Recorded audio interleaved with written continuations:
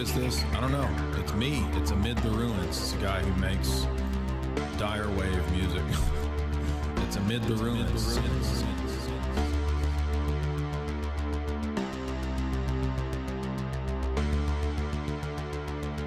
Dyer wave music.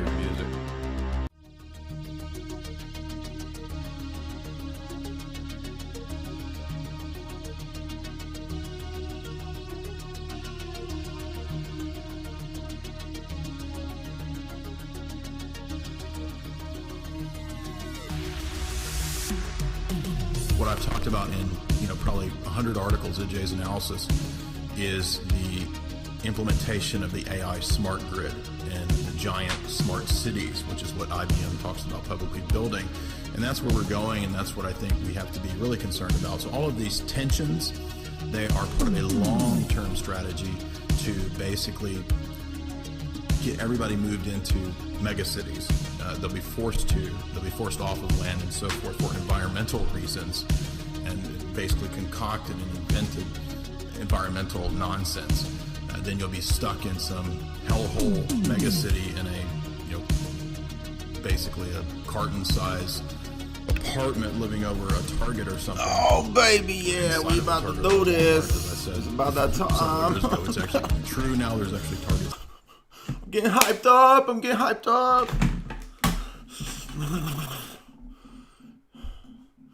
I'm ready now. I got my spiked part like it's 1993. I got my braided belt cinched, looped over underneath, pulled tight as heck like a dang corset so I can't breathe.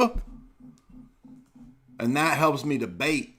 I got my Golden Girls shirt, which we were going to give out to anybody that bested me in debate, which, as you can see, I'm wearing because we didn't get beat. That's right.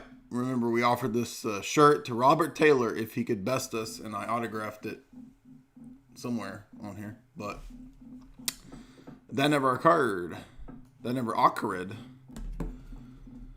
But if I show up with my Golden Girls shirt and my parted hair with the spike like 1993 and the braided belt looped over and cinched tight as heck, you're in for trouble. We even got the whiteboard, baby. Even got the whiteboard.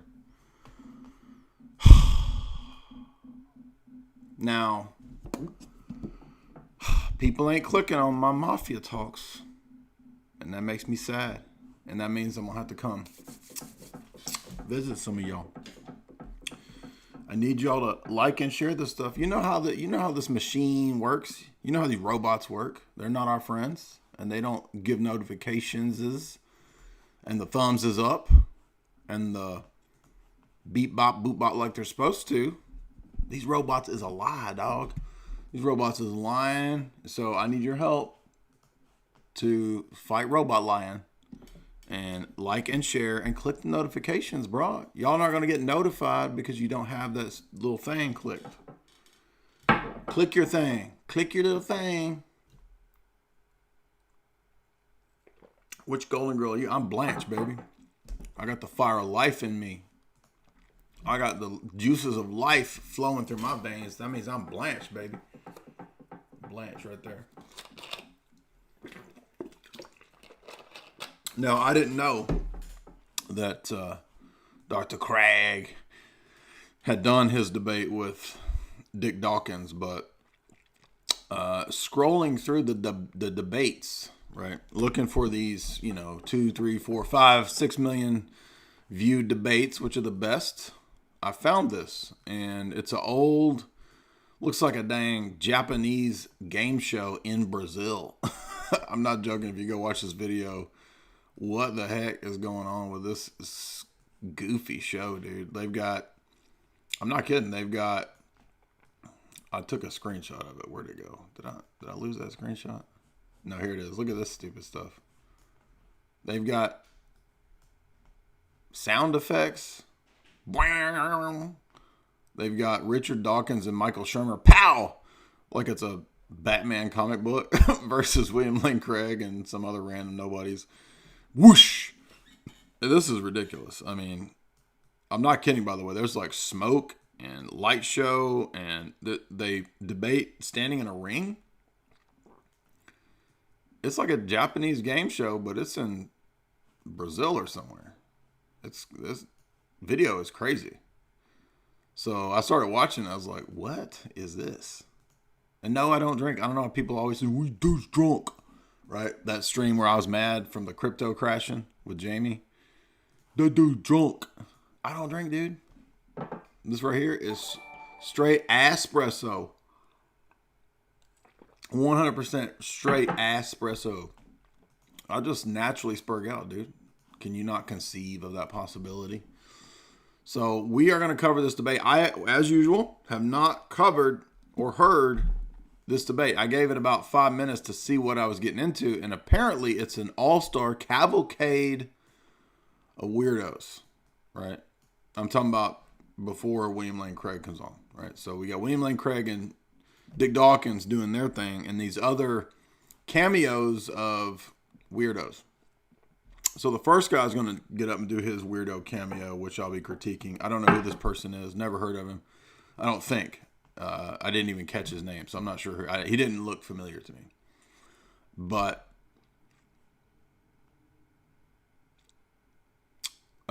so I don't know where this debate's going to go. However, given that this will be the third Crag debate that we've covered, Krang! Makes me think of Krang, right? Ninja Turtles. Krang! Right. I'm not expecting things to go in unique ways. I'm expecting the same old. But who knows? We got some science boys in the house, right? Some little science creatures.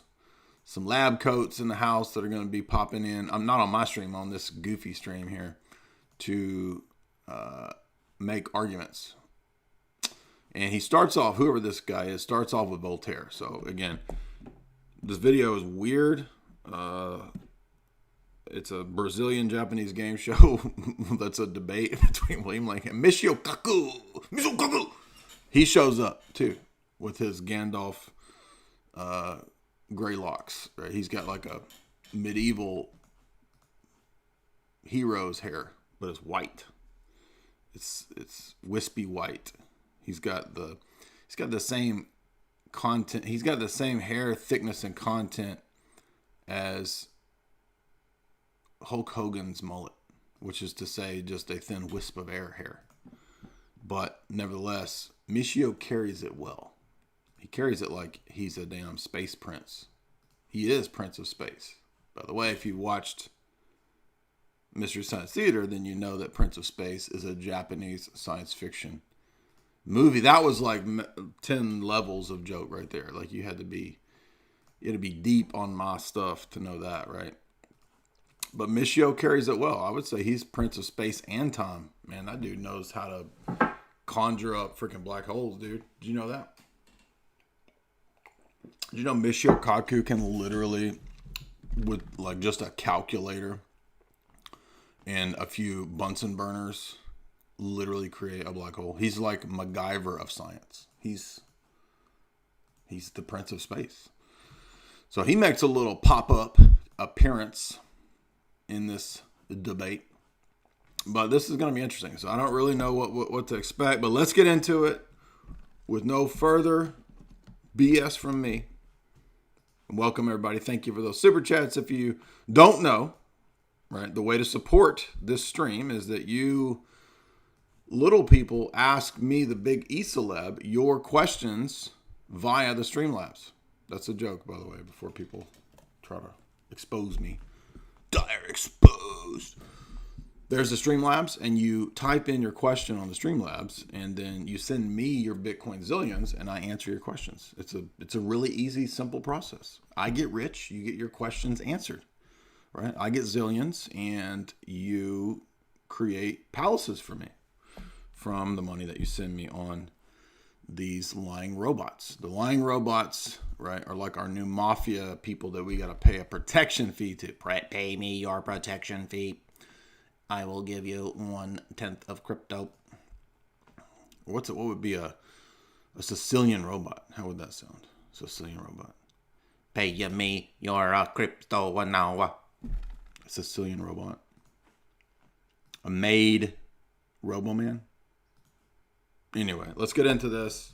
This is Dick Dawkins and William Lane Craig, but the first person that comes out, this first cameo guy, again, this whole setup is bizarre. It's like, how are you gonna have a battle of the heavyweights and try to put this in a? It's like American Gladiators, dude. I was gonna say UFC. It's not even UFC. It's like, imagine William Lane Craig and Dick Dawkins in an American Gladiators episode.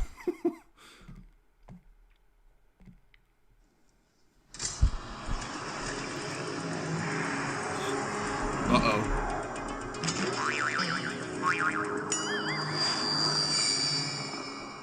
Imagine if William Lane Craig walked out in a bunch of smoke like he was on WWF or WE, whatever that shit's called, right? Like he come out with a Diamond Dallas Page and drop the Diamond Dallas Page on him.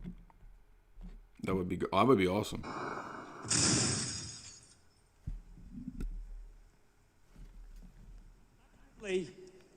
6 minutes. You got 6 minutes.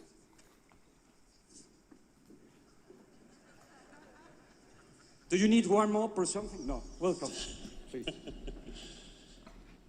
I want to begin with a joke. Uh-oh. There were 4 engineers sitting in a bar discussing the Get ready. Don't let your neck go into a cringe pain, because I know you're going to be cringing when you hear this. I guarantee this is going to be terrible. subject of God.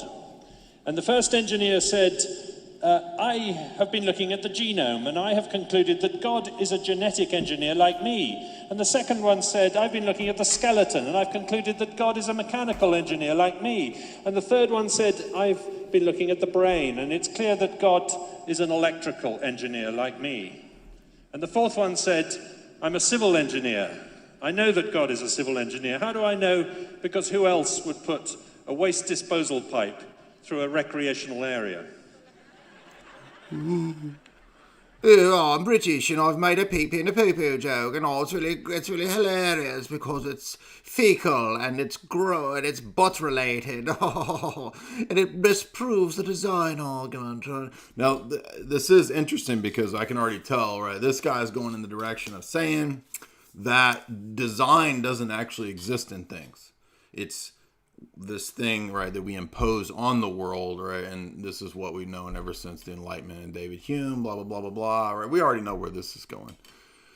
And once again, as if nothing has happened in 300 years, we have to hear the same old debate of the 1700s debate, right? It's as if nothing has occurred in philosophy or apologetics such that we can move beyond the way this was debated in the 1700s.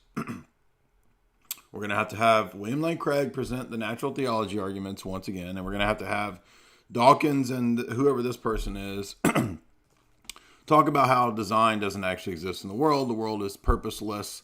The world is not given any inherent intelligent telos or meaning. And that's already, we already know where this goofy thing is going, don't we?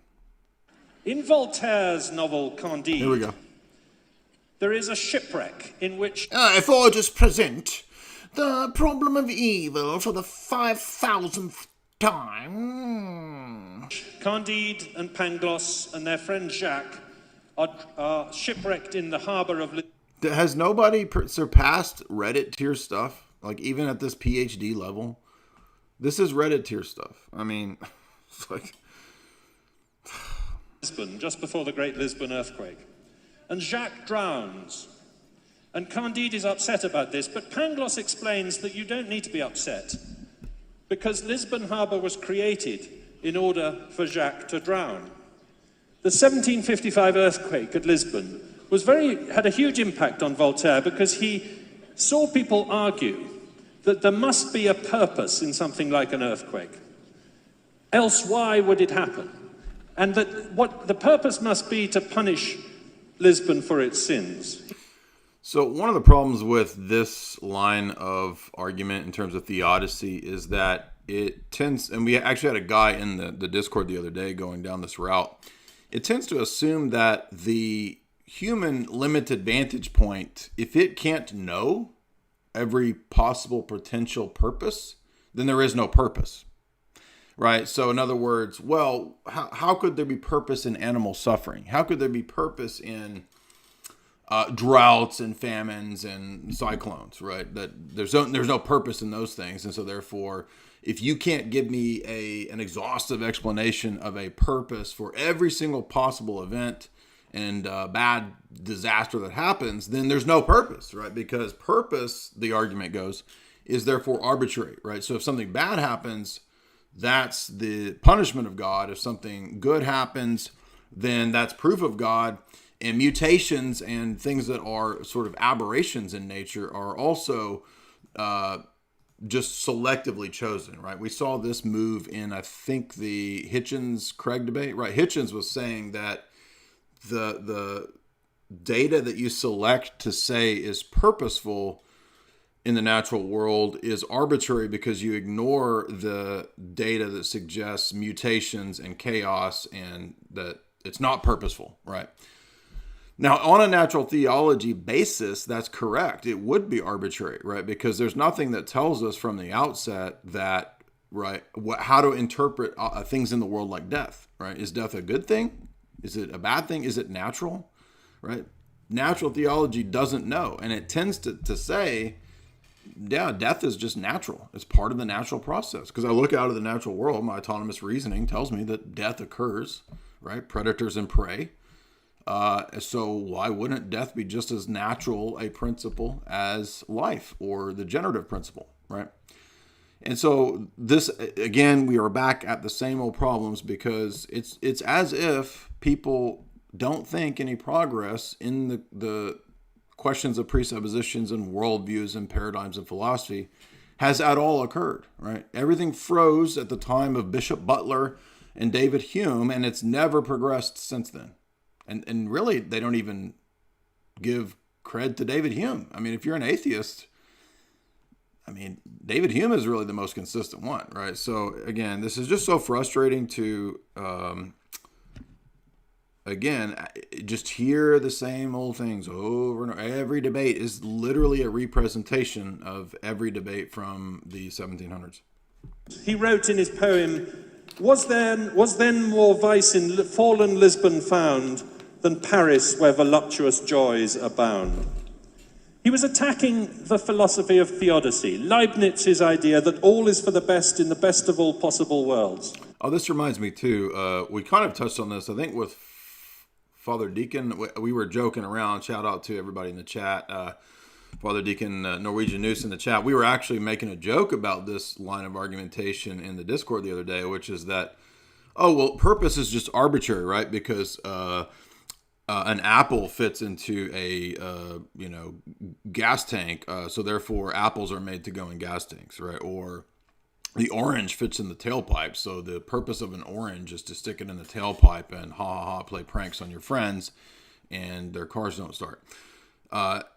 But this isn't really, I mean, this is a valid critique of the natural theology approach to teleology, right? As if there's just a brute factual prima facie way to know that, well, this has, it's about the size of a of a tailpipe.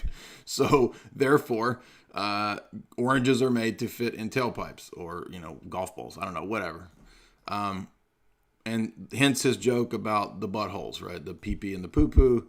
Well, it fits in there in some cases, so therefore that's its purpose. But this is, well, on many levels, this is actually not a very good argument because it wouldn't work against someone like, people on our side of the fence that don't accept natural theology. It does have a point in terms of critiquing natural theology, which is to say that you don't prima facie know the purpose of a thing, right, by just simply looking at it and tallying up its physical properties and traits, right? I mean, how's that going to tell you the purpose of the thing, right? So purpose is a metaphysical principle that extends beyond the sense data. And this is why the natural theological conclusions are usually non sequiturs. It doesn't follow from it's round, it's 1 pound, it's, sweet to the taste, Therefore, it's made to fit inside tailpipes, right? That's a non sequitur, which is correct, because you can't do the tallying up of the traits that gives you the purpose. Purpose is a metaphysical principle that's going to be connected usually to the use of the thing, the pragmatic use and value of the thing, which is kind of subjective in some cases, right? And so therefore you can't divorce the value judgments from the data in terms of what the natural theology proponents are trying to do with this information. But at the same time, the people who try to do the atheist attempt at rejecting teleology presuppose teleology and logic and all the things that they're using to do this critique. So neither side in this bad argument gets off the ground. And Voltaire points out, with this satire in Candide, the kind of muddle you get into if you look for purpose in everything in the world. So why do we think there is a purpose? Because there is a pattern. And I think we've been misled into mistaking a pattern for a purpose. We don't have good words to describe how this pattern comes about. So we get into a verbal confusion trying to understand it. But it's clear that things have function in the world. It's clear that our brains are for thinking. And it's clear that there is progress. There is progress in evolution. We see larger and larger animals and more complicated structures appearing on the earth. Yeah, well, he's already made a huge mistake, right? So here we have a guy from the science world, right? And the people in the science world know nothing about, 99% of the time, the philosophy of science. This guy doesn't even know, totally clueless, unaware that what he just said was packed with metaphysical baggage. Okay, so he's appealing to things that are totally metaphysical in nature. We know that evolution displays progress, complexity, right? There's nothing about something having more cells or having more molecules that means it has progressed, you see. The same critique that he's going to make of purpose will apply to his critiques of pattern or his claims of patterns and of progress. This idiot doesn't even know that patterns and progress are just as much metaphysical assumptions, categories, necessities, presuppositions for intelligibility as is telos, the very thing he's trying to attack. Right? So this guy's already just totally, you could easily refute this right away. You get set back by disasters, but then again you get a gradual incremental improvement in the way that life operates, and so that a creature would defeat its ancestor of 1 million years before. And you see the same in economics. You see the same. Do you see why this is all question begging? We're better than the descendants. Defeating the new species is a progress, right? It's better. You're winning.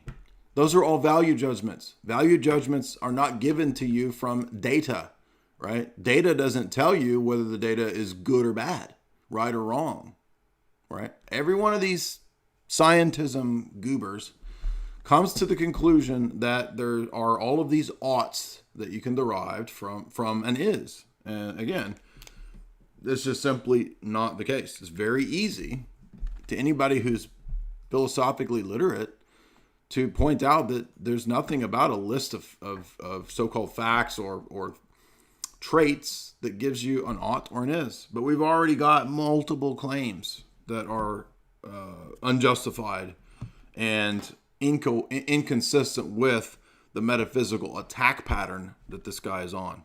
The same in human society. We are experiencing progress. Technology is advancing.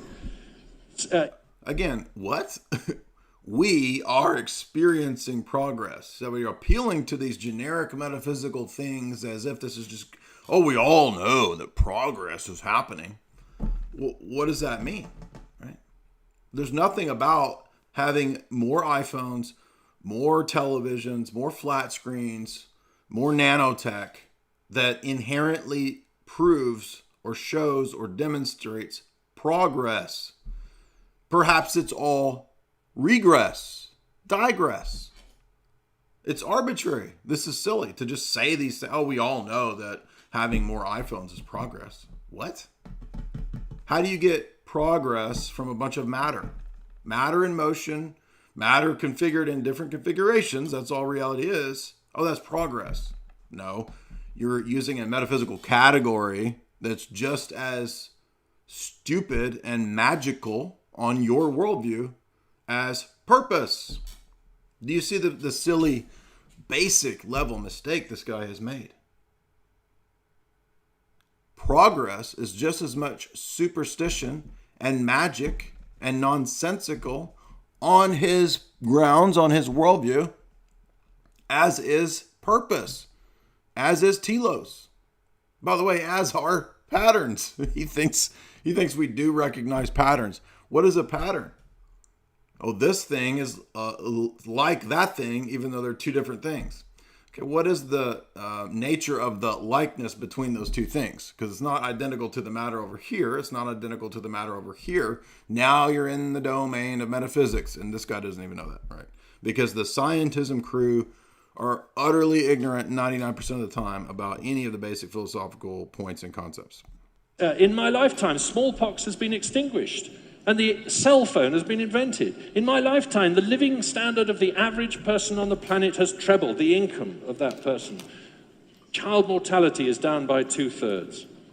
Why is that better? So there is an arrow. I mean, half the people that he's, actually most of the people that have the worldview that he's coming from, right? Him and his Royal Society crony, Dawkins, they believe that most of the planet should be depopulated. So what's he talking about? Infant mortality has gone down and that's progress? What? Talking out of two sides of the mouth as usual.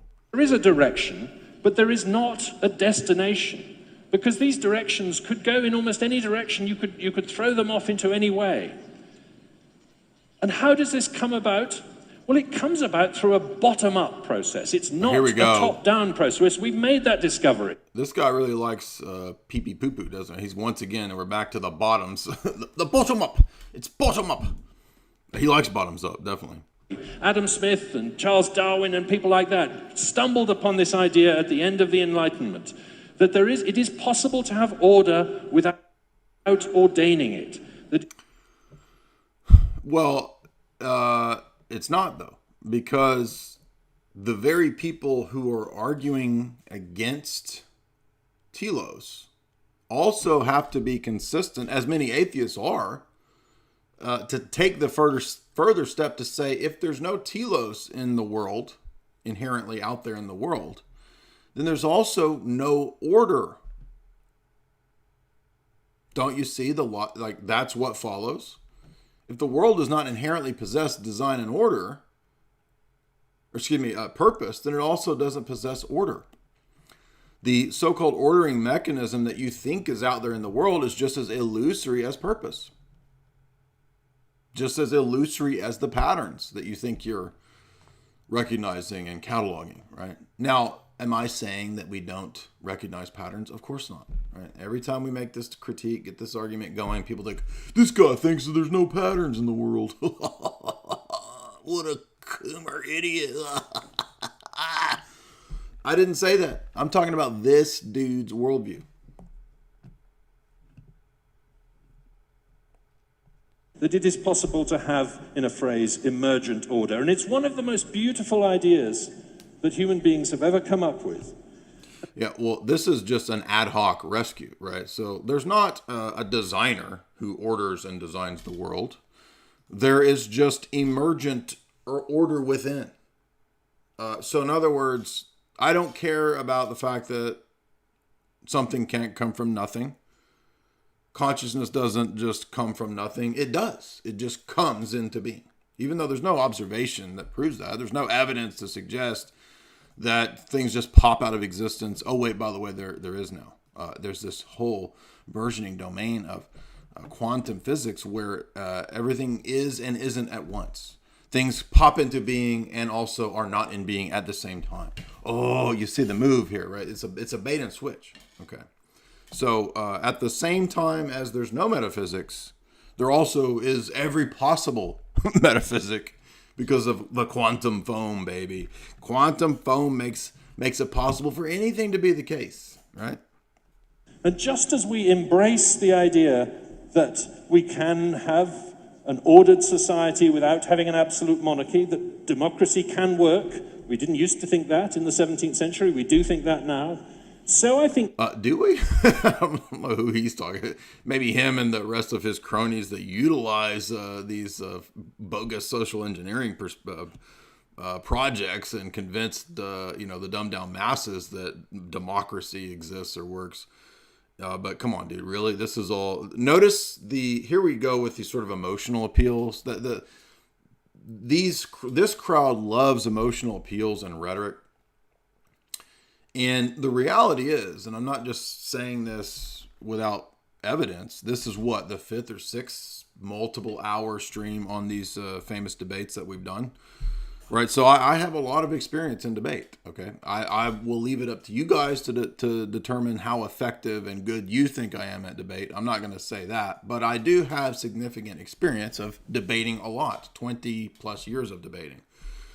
And I can say that having debated many academic professor atheist types, right, over the 2 decades, most of them are terrible, utterly deficient and ridiculous at debate. I mean, they are the worst, right? We saw this with with Harris, right? Remember how Harris's response to Craig was literally nothing but emotional appeals? A child dies tonight somewhere in the world because of my church, my superstition, somewhere in the world. Right? And meanwhile, these people all believe in, a abortion, right? So, I mean, it's just like, dude, come on. Give up this bullshit emotional appeal that we all know is fake. To embrace the idea of emergent order rather than top-down design. The idea that as people interact together and as life interacts as... We should briefly deal with this, and actually Father Deacon Ananias has quite a few poignant critiques in some of his stuff of the idea of emergent order, and that sort of matter can just sort of self-organizing matter, right? So we know that we need the placeholder of what God performs in the theological system of Christianity and theism, right? But we don't have that. We've thrown that out. So now we got to have all of these metaphysical things that don't make sense in a materialist paradigm. How are we going to have that? Oh, just smush it all into matter. Matter causes itself to have purpose. Matter causes itself to come into being. Matter self-organizes. Matter just causes consciousness to come to be. Matter just gives us all of this progress. It's preposterous. It's total absurdity. It's insane. It's insane, actually. I mean, it's hard for some people to even think that this is what is at the top of academia, right? I mean, people are under the impression that the academic world is all of these, no, they're a bunch of fools. The wisdom of this age is foolishness. So what's one of the problems that I would critique about this idea that emergent order just sort of comes out of matter itself, right? There's no universal power principle or absolute, no concrete absolute, nothing like that functions to be a reference point or a grounding for the particulars of the ordering, right? So that's why he's saying that we don't need a top-down notion of emergent order or ordained ordering, he says, right? So in other words, if we wanted to characterize it, just no, this is not an illuminate confirmed drawing here. I'm just illustrating this with his characterization of the two different views, right? So in the traditional paradigm, the ancient medieval world, Christianity, right? The world is structured. The world is ordered, right? Whether you're a Platonist, whether you're Aristotelian, whether you're even a polytheist, right? Or a Christian, in a generic sense, the structure of reality is this, right? There's the lowest levels of reality and humankind and so forth. There might be angels, there might be gods, there might be metaphysical principles. And then there's, God, the one, whatever, up here at the top that sort of, whether it's creation or whether it's just a hierarchical structure of reality, reality is structured in this kind of a way, right? And so therefore the whole is ordered by the principle at the top. Okay, I'm not saying that means that natural theology is true. I'm not saying that we believe Platonism. I'm not saying that we're Masons because it's a dang triangle here. I'm just saying that this is a commonality amongst the general structure of how people in the ancient and medieval world understood reality to be structured. And the reason that the whole was structured that way was, again, because of this, right? So this is what he means by the top down. And so the principle at the top is what orders the whole, even though within the whole there might be the appearance of, disorder here, disorder here, disorder here, right? The X's being the disorder. We may not know the specific instances as to why there's disorder here or disorder here or here, but in terms of the whole, because we don't have the whole picture, we can still posit, right, that there is still meaning and structure even for the disorder, right? And I think that in a sense, without going too far with this argument, you could make the case that chaos or disorder does assume order, right? It's a privative parasitic notion that relies on the principle of order. So you couldn't even talk about disorder without order, right? Or in statistics, right, we have randomness. Randomness presupposes that there's also order by which to distinguish the randomness, right? So these are kind of like just sort of basic philosophical correlations that seem to require one another. Now, over here in this position that he's positing, the chief problem that I'm going to note, well, first of all, these are metaphysical concepts, right? What has this guy talked about? Purpose, evolving, progress. None of this stuff is material. None of this stuff is given to you in sense data. There's literally nowhere in an amalgamation of sense data that you can find the value judgment of progress or that we have evolved, right? It doesn't exist. You see, that's an interpretation of the data. So first of all, he's wanting to do a little sleight of hand with you, which he doesn't even realize, which is to reinterject metaphysical principles, but at the same time turn around and say, we don't do metaphysics anymore. That doesn't exist. That's medieval stuff. We don't do that anymore. We just do the data, right? We do the scientific data. Excuse me, there's no scientific data that's telling you what progress is, right? Or giving you value judgments. Obviously, there is no ought from the fact that there is an is, right? The way things are doesn't tell you the way things ought to be. Especially not from just bare sense data, right? But another more devastating problem, well, that's pretty devastating, but an equally devastating problem for this mistaken bottom-up position of emergent order is this idea that because we've jettisoned this, really all we need is to just look at the immediate bottomed up sense data, and it's going to just kind of give the inner appearance of order, right? So again, we don't really know if the order actually exists in these things, but the way they typically talk is that we'll treat it as if it does, right? So they're going to say, we're not interested in the metaphysical justification of these things. We'll just act like there's order in these things, right? Even though there's not. We'll act like species exist, even though they don't really exist. Those are just taxonomical classifications.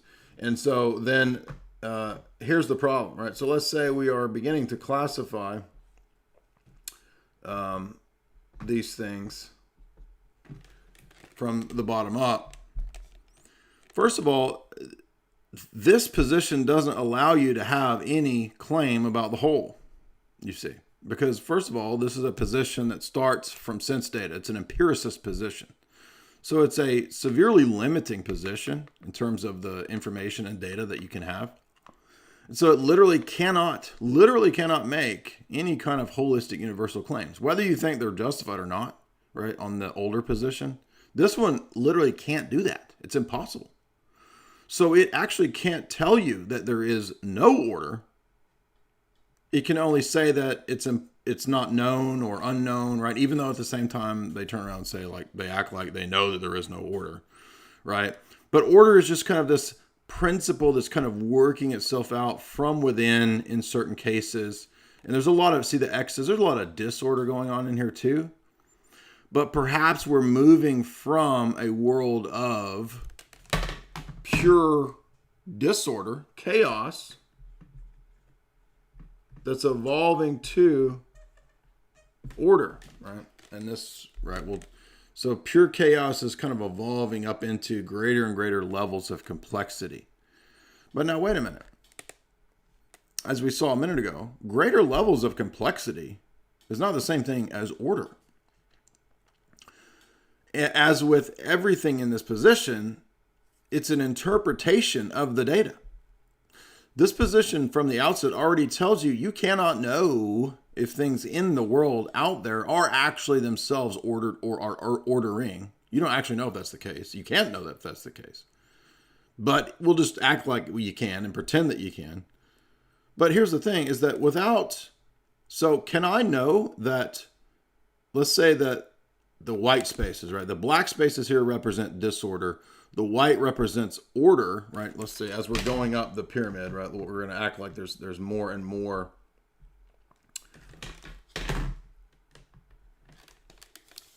Right, so there's more and more, the black here representing the disorder, the white representing more and more, quote, order, as we move up, right, the classification of reality. What is it, the principle that I'm appealing to, right, to classify the white things as order, right, in terms of the patterns? This is pattern recognition, right? What am I appealing to? Let me make this goofy thing smaller.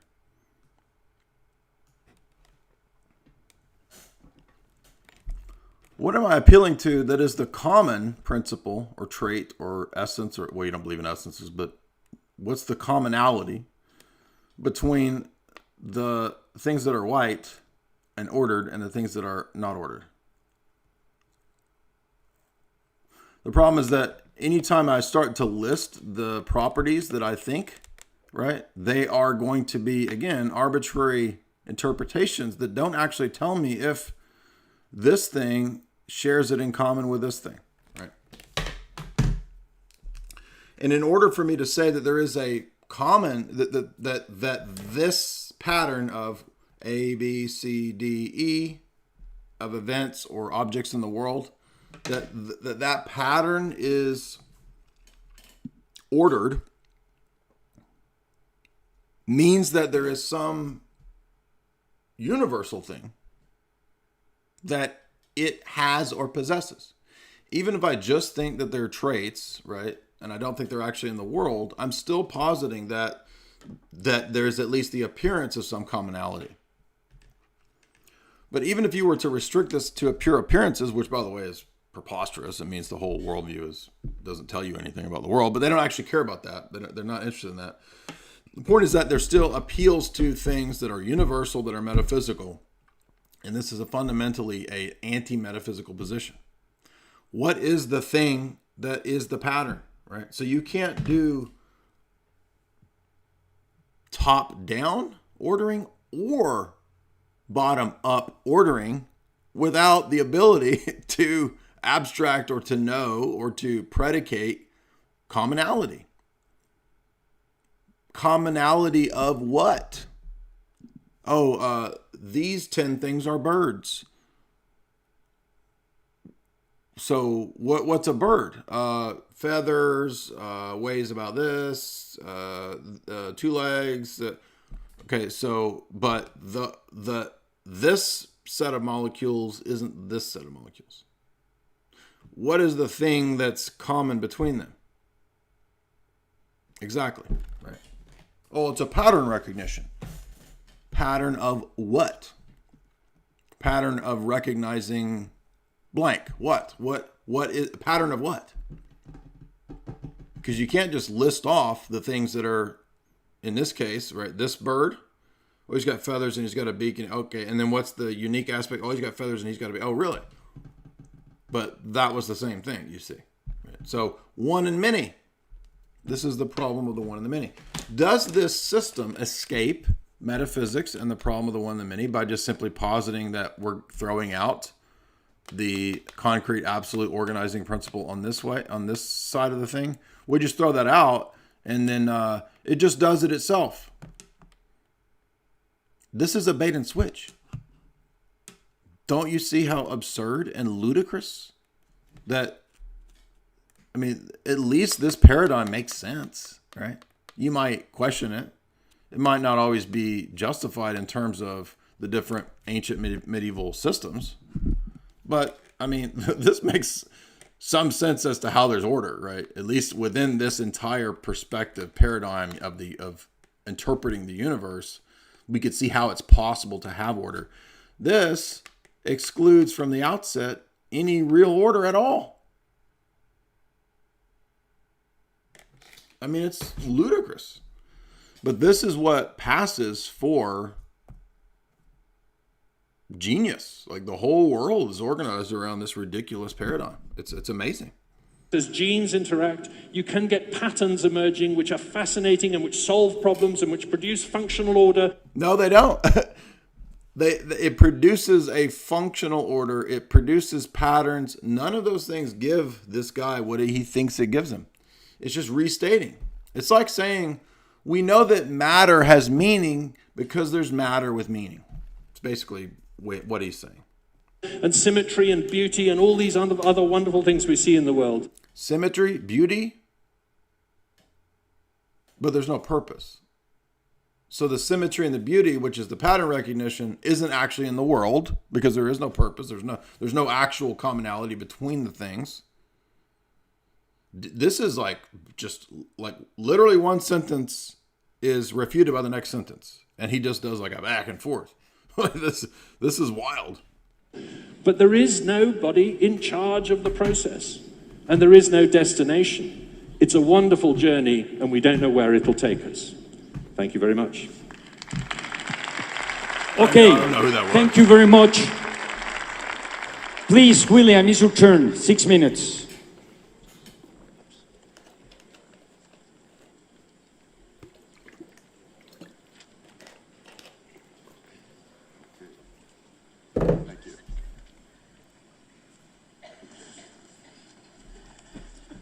Come on now.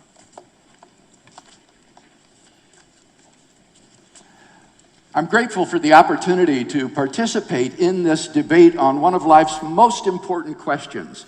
Does the universe have a purpose? And in today's debate, we on the affirmative side are going to defend two main contentions. First, that if God does not exist, then the universe has no purpose. And secondly, if God does exist, then the universe does have a purpose. Let me say a word in defense of each of those contentions. First, if God does not exist, then both man and the universe are inevitably doomed to death. Man, like all biological organisms, must die. And the universe, too, faces a death of its own. Astronomers tell us that the universe is expanding, and as it does so, it grows colder and colder as its energy is used up. Eventually, all the stars will burn out, and all matter will collapse into dead stars and black holes. There will be no light, there will be no heat, there will be no life. Just the corpses of dead stars and galaxies, ever expanding into the endless darkness and the cold recesses of space, a universe in ruins. This is not science fiction. As unimaginable as it may sound, barring divine intervention, this will happen. There is no escape. There is no hope. I mean, first of all, okay, does anybody really know this? I mean, I've heard this stuff since I was a kid, right? Since I was in high school. We all know that the universe is a giant battery and it's going to die. I mean, how do you know that? Really? This is scientific bullshit, right? Could the universe and the sun blow up and nuke everybody? I suppose it could. But do any of these people actually know this? No.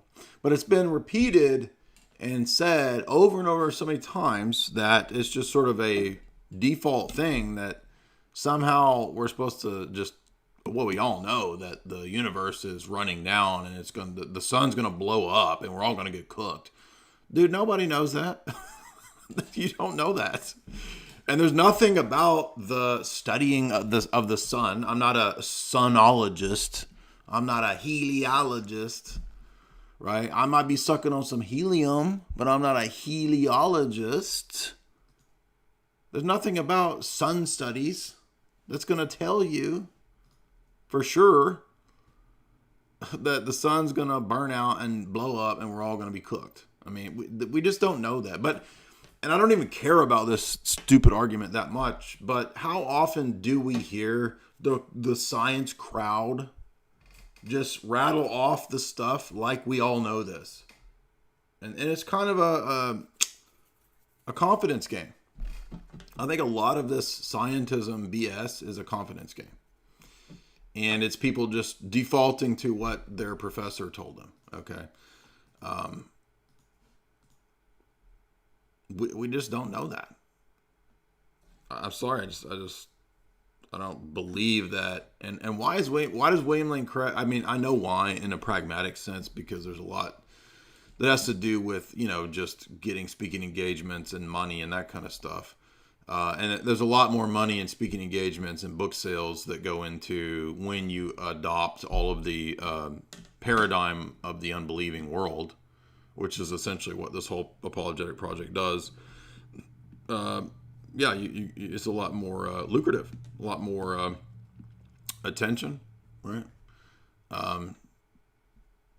Anyway, so I know the pragmatic why, but I mean, why doesn't he just question? And if we got to speak to the unbeliever and they're going to consider us, they won't listen to us if we question their scientific dogmas. So what? Why do you care?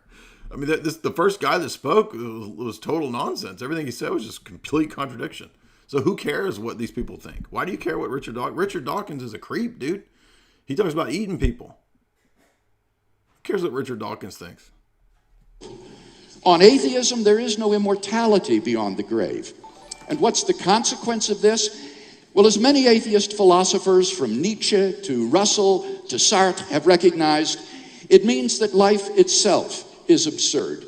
It means that life is without objective purpose. As Richard Dawkins has put it, there is at bottom no design, no purpose, no good, no evil, nothing but pitiless indifference. We are machines for propagating DNA. It is every living object's sole reason for being.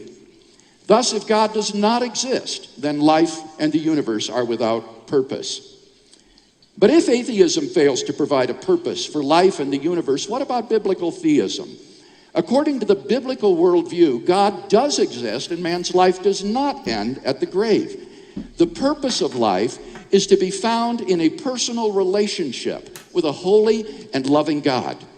Well, at least in this debate, maybe contrary to the Harris debate, I don't recall in the Harris debate William Lane Craig explicitly saying biblical theism. Now, I think he's inconsistent, but at least we'll give him a little bit of a tiny third of a point for at least saying biblical theism, because as we pointed out in the Harris debate, what's the point of arguing for generic theism, right? Well, there's not generic theism. So he's at least stated the initial statement a little better, but of course, we already know where this is going, which is just to rehash design arguments. As the Westminster Catechism asks, what is the chief end of man? Westminster Catechism. William Lane Craig is not a confessional Presbyterian, so why is he appealing to this document that he doesn't believe? This is a little bizarre. By the way, William Lane Craig, as we've said many times, is heterodox. He is an Apollinarian openly, so he doesn't believe traditional Christianity at all, and he, for years and in print many times, right, defends the Apollinarian heterodox view of Christology, which completely places him outside the bounds of confessional Protestant Christianity, so-called, Roman Catholicism, and Orthodox Christianity. So he's actually outside the bounds of all classical, quote, Christianity forms in a generic sense there. But this just seems to be lost on like all the people that are consider him a Christian apologist. To glorify God and to enjoy him forever. Biblical theism thus provides the two conditions necessary for an objectively purposeful life: God and immortality. And because of this, we can live consistent. I mean, this would be like an Arian quoting Nicaea against an atheist. Like, what? Right. Imagine a Jehovah's Witness going into a debate and quoting the Nicene Creed about, God is, Father Almighty, maker of heaven. Right. It just doesn't make any sense. So why is William Lane Craig, an Apollinarian, quoting the Westminster Confession of Faith? This is bizarre. And purposefully within the framework of such a worldview. And thus biblical theism succeeds precisely where atheism breaks down. Now, I'd be the first to say that none of this proves that God exists. But in today's debate, we've been asked to discuss not whether God exists, but whether the universe has a purpose. What? Wait, so none of the arguments that you've given prove that God exists? What? Are you Are you an apologist? What? Why are you bringing a bunch of arguments that don't prove God exists? I gotta write this down. That was a good one. That was a doozy there.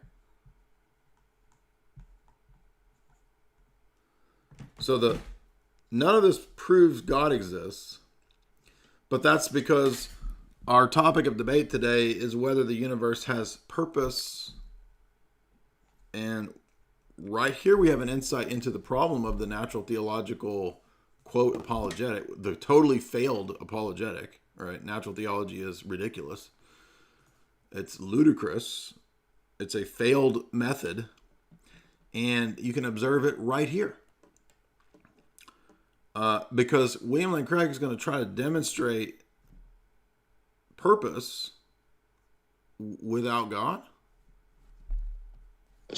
And the answer to that question is, it all depends. If God does not exist, then the universe has no purpose. If God does exist, then the universe has a purpose. On this question, there need be no dispute between the theist and the atheist. I think we can all agree with those two contentions as I've stated them. Now, if our colleagues on the other side want to go beyond... What God, though? We had the phrase biblical God, but what God? On this merely conditional statement and claim that the universe in fact has no purpose, then they must prove that the antecedent of that conditional is true. That is to say, they must show that God does not exist. So what arguments did Professor Ridley give to show that God does not exist? Well,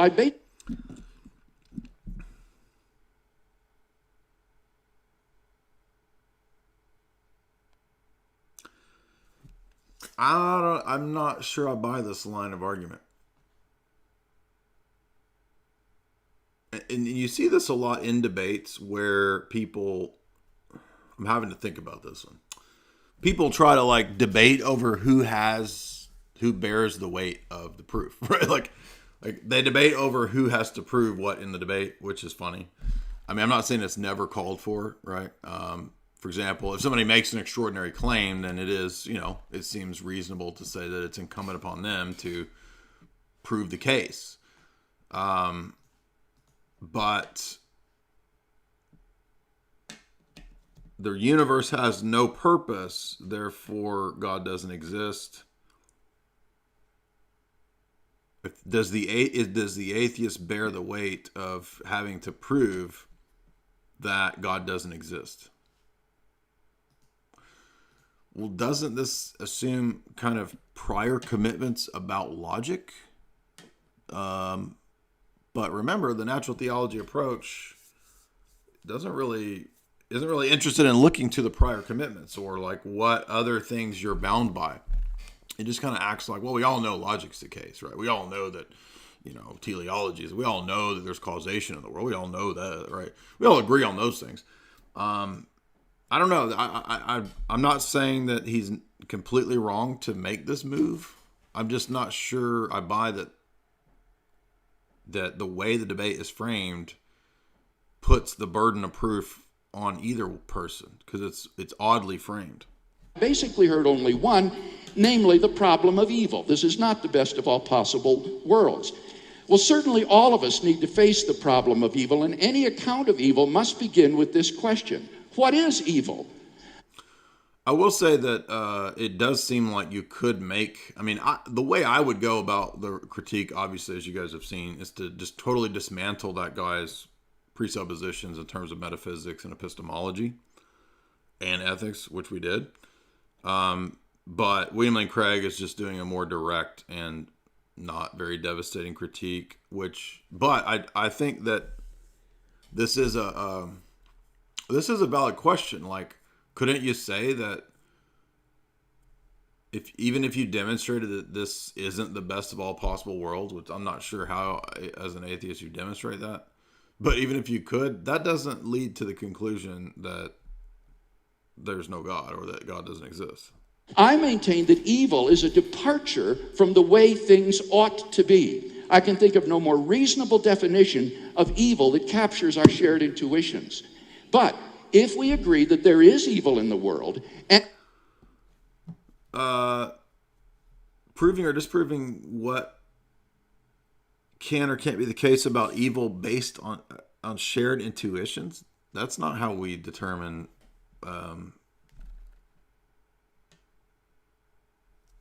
evil as a category. That's odd. And that evil is a departure from the way things ought to be, then we must. This makes me wonder if that's why the guy who was I'm not knocking the guy, but there was a guy in the Discord yesterday who's a fan of William Lane Craig, was talking about shared intuitions in terms of morals. No, that's a terrible justification, right? The way that we know or justify or give an account for morals, appealing to a shared intuition. Really? That's like one of the worst justifications for what morals are I could think of. Now, I'm not an expert on William Lane Craig. I have one or two of his books over here. I don't follow him regularly. But if that's something that he appeals to for universal moral norms, that's really weak. Also agreed that there is a way things ought to be. But if there is a way things ought to be, then there must be some transcendent design plan or purpose that determines how things ought to be. And so there must be some transcendent being, a creator in fact, whose will is the basis for how things ought to be. And hence evil is actually evidence that God does exist. If atheists are right and God does not exist, then there is no design plan, hence no way things ought to be, hence no departure from the way things ought to be, and hence no evil.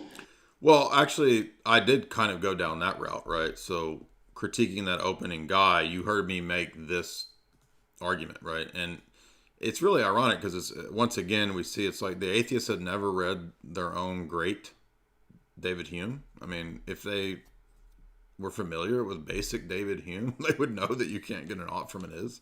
But they just repeat this stuff like as if, David Hume never existed. But does anyone here really want to claim that evil does not exist? So I don't think we've heard any good reason to think that God does not exist. Indeed, the theist is not committed to Leibniz's claim that actually, don't a lot of atheists believe that evil does not actually exist? So that was a weird move. Dr. Craig, that was not a very good argument. Again, appealing to the consensus. Why do we keep appealing to, does anybody really want to say this? Don't we all agree on this? Don't we all believe that there's some kind of evil? Nobody really wants to deny there's evil. These are all fallacies, by the way, like just appealing to, you could use that for a rhetorical device in a debate, but that's another terrible argument. That this is the best of all possible worlds. Now, and by the way, many atheists absolutely deny the existence of evil. So he's like, Do you really want to deny that there's such a thing as evil? Yeah, a lot of people do. Time doesn't permit me to develop in my opening statement a case for theism. Let me simply list the arguments which I have defended in my published work. Number one, God is the best. Now, he does this move too in debates, which is probably disarming to atheist opponents, and it's useful maybe in a... I wouldn't make this move, but we've noticed this from Craig in multiple debates. Did you hear me actually argue for theism or a God? Did you hear me actually try to say I'm proving God's existence? Right, which, okay, I guess technically no, but isn't that why you're here? I mean, it's like, he does this rhetorical move that throws the opponent off balance, which I guess works, but it's kind of like, isn't the point of this debate to do apologetics? I mean, explanation for why anything exists rather than nothing. 2, God is the best explanation for the beginning of the universe. 3, God is the best explanation for the fine-tuning. So here he's like, I'm not going to argue for God's existence right now. If you want that, buy my books. Right? And in my books, I say this. Of the initial conditions of the universe for intelligent life. 4, God is the best explanation for the existence of objective moral values and duties in the world, including evil. And 5, the very possibility of God's existence entails that God exists. If you're interested in a detailed discussion of these arguments, time is out. I'm sorry. See my book, Reasonable Faith. Thank you very much. So, I mean, you say, oh, well, he was just limited on time. Okay, well, he spent the first several minutes of saying that, of trying to limit what his side and the other opponent's side had to prove. That was the first several minutes. And then he was like, none of this actually proves God, but the burden of proof is on you. And by the way, buy my books. All right, that was pretty pitiful. That was probably to date the worst William Lane Craig performance that we've seen. Michael Shermer. Oh, here we go with another cameo of cameo clown show. So Michael Shermer is, of course, definitely philosophically illiterate. I would classify him as a pathological skeptic. Not a skeptic in the David Hume sense, in the sense of let's call him an establishment pathological skeptic, because the kind of skepticism that Michael Shermer will promote is literally skepticism on anything contrary to what the most establishment perspectives are. And that's how you know that this isn't really skepticism, okay? And I can't prove it, but I have my suspicion that there's this kind of network of the prominent skeptics is some kind of probably intelligence connected thing. Yeah, I'll leave it at that. But I think that's what's going on here. This is some kind of operation, and I don't say that without any evidence. I can't prove it, but definitely with these high profile atheist skeptic people, there's, and again, this is not out of the bounds of possibility when we just look at what things like entities like the CIA have funded, right? Playboy, Miss Magazine, Feminism, all had high level, deep CIA funding. That's all admitted and on record now. And so I would venture to bet that absolutely these atheist skeptic crowd people have probably high-level Royal Society, British intelligence. But I mean, half the people in this debate are from the Royal Society, so I don't think this is accidental. I mean, and remember, the Royal Society has foisted some of the worst worldviews, the most satanic level, right, worldview stuff on everybody for a few centuries now, right? So if you want to know the center of just evil worldview, right, it's directly from British Empire.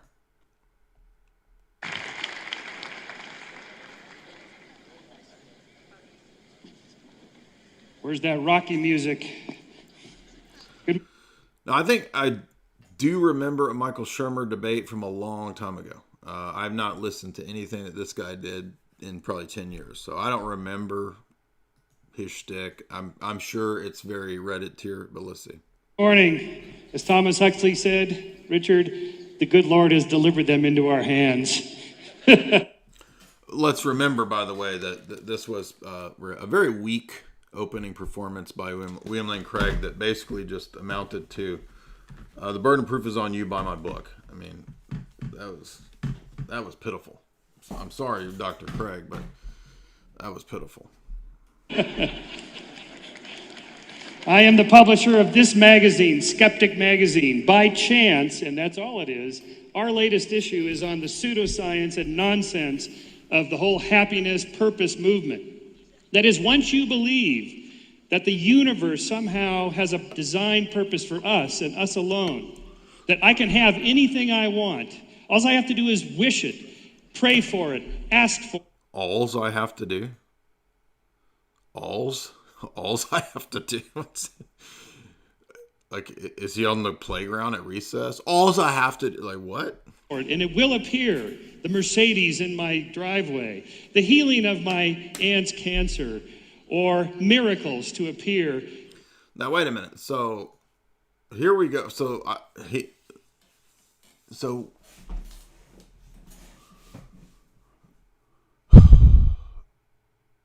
he's conflated the idea of purpose in the universe with a bunch of bad examples of people who believe that purpose means that they can magically have whatever they want, right? So,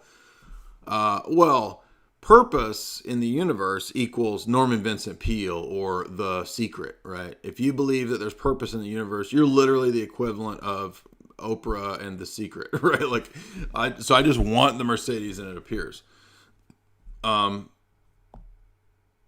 That's not an argument. I mean, that's not even approaching an argument to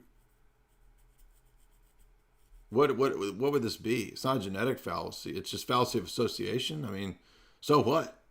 Like, if every person in the world erroneously believed in purpose as something like in The Secret or Oprah, that still wouldn't disprove the notion of telos, because that's not an argument, you see. This is the fallacy, right? What's the fallacy? The fallacy says that if something is badly argued, then it's therefore disproven or false. No, it's not. The argument is bad, but that doesn't mean that what is being argued is necessarily false or not the case, right? This is well known. I'm not making this up. It's called the fallacy, right? Because something is badly argued, it is therefore false.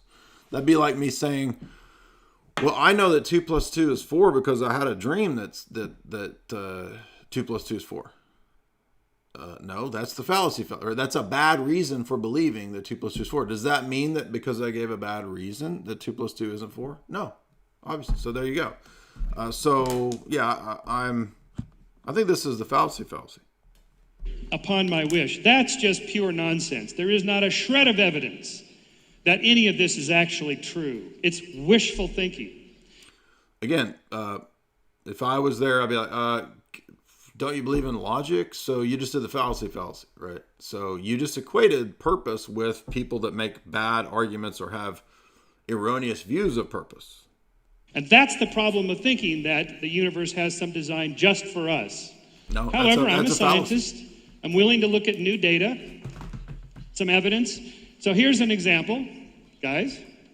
If you could have God grow some new limbs of amputees of soldiers in the Iraq War, Christian soldiers with Christian families, praying for them to be healed, I would seriously consider that and changing my mind. So far, this has not happened, not even once.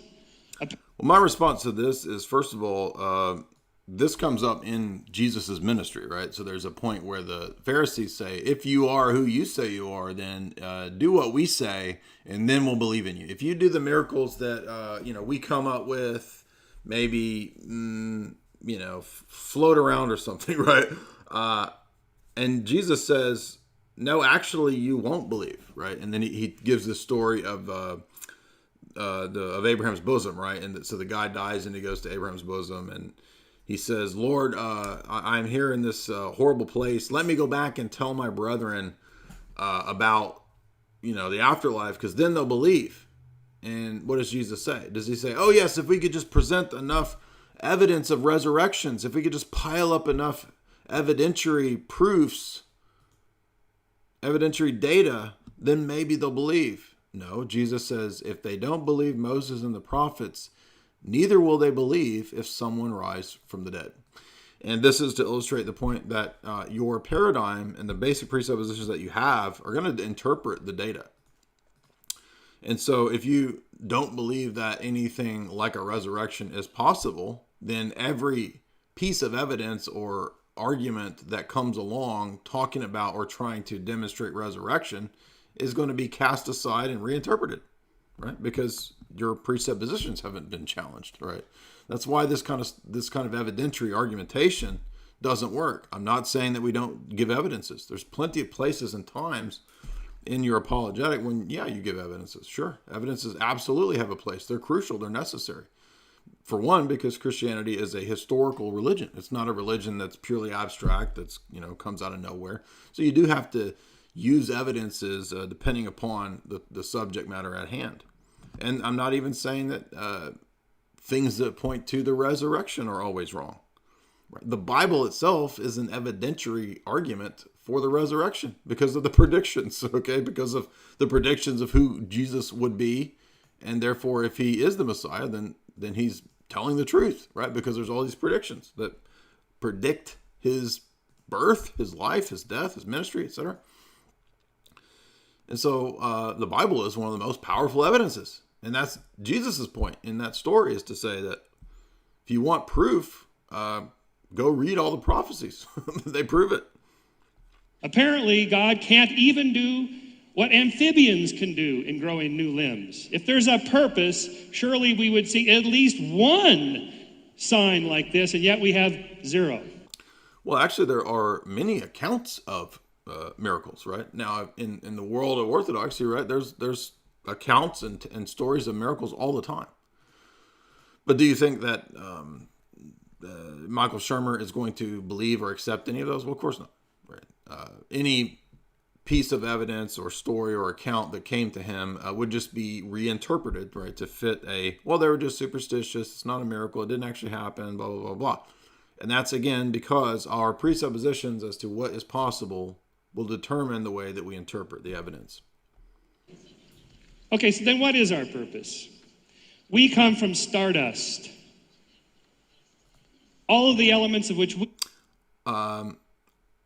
Okay, Crowley, I mean, Michael Shermer, right? I mean, what? Don't you love how the atheist crowd loves to come up with these, like, inspiring statements, right, that are supposed to inspire you? Like, remember all the memes of the milady, atheist fedora stuff, right? And I am euphoric in this moment of the fact that I am stardust, right? We are all made of stars, right? Remember that stupid video of Carl Sagan, billions and billions, we are made of stardust, right?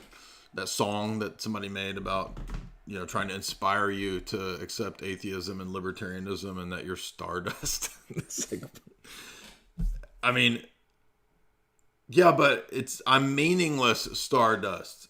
I'm the shit of the universe, right? Do you see what I'm saying? That like, you're trying to rhetorically portray that we've evolved from stardust as if that's some significant, meaningful, inspiring, euphoric thing, when it's equally interpretable. You could equally interpret that as just uselessness, right? The universe as an aberration, right?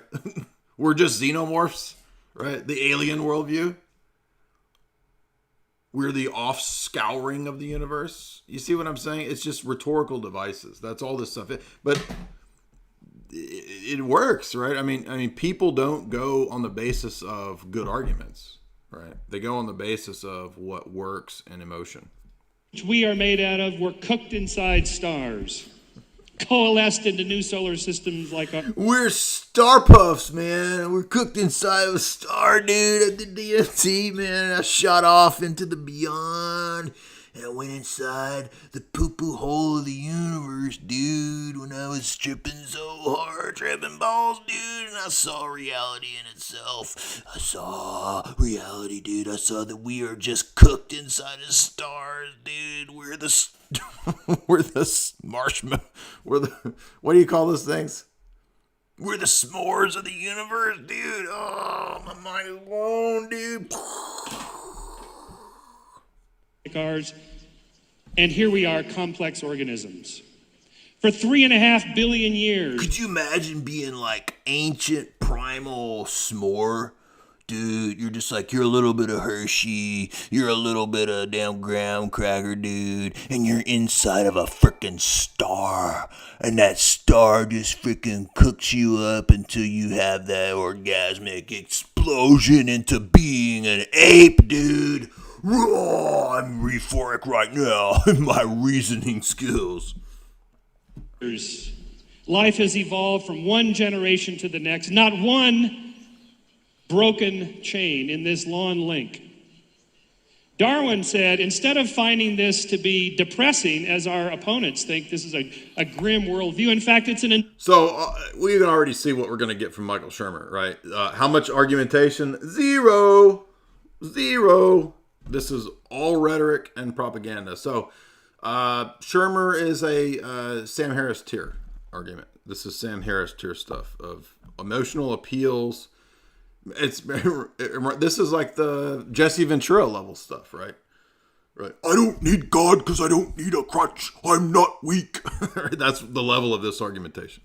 It's an ennobling worldview. Darwin said, when I view all beings not as special creations, but as the lineal descendants of some few beings which lived long ago, they seem to me to be... So you're like the elite of the apes from 11 million years ago. So, see, this is not a demeaning worldview, right? You're not the poop of the universe. You're the elite of the universe, but like 11 million years ago, right? So even the worst human being today is still an elite monkey 11 million years ago. Just if you think of it that way, right? It's an empowering worldview, dude. Become ennobled. It's ennobling to... Dude, I was like 11 million years ago. I was a monkey with a damn monocle, dude, and a freaking top hat, dude. I was elite. You have no idea how badass monkey I was. Like, top tier. Dude, I was like above Harambe tier. I was a Harambe 5,000, 11 million. You have no idea. You have no idea. Think how fortunate we are to be part of that 3.5 billion year long chain. We're so fortunate. We are an integral link in that. What could be more uplifting than that? I told you. What'd I tell you? It was going to be spun as this uplifting. It's like a preacher, right? Like an atheist preacher speech. What if I came out and I just gave a banger of a motivational speech and talked about how awesome it is to be monkey?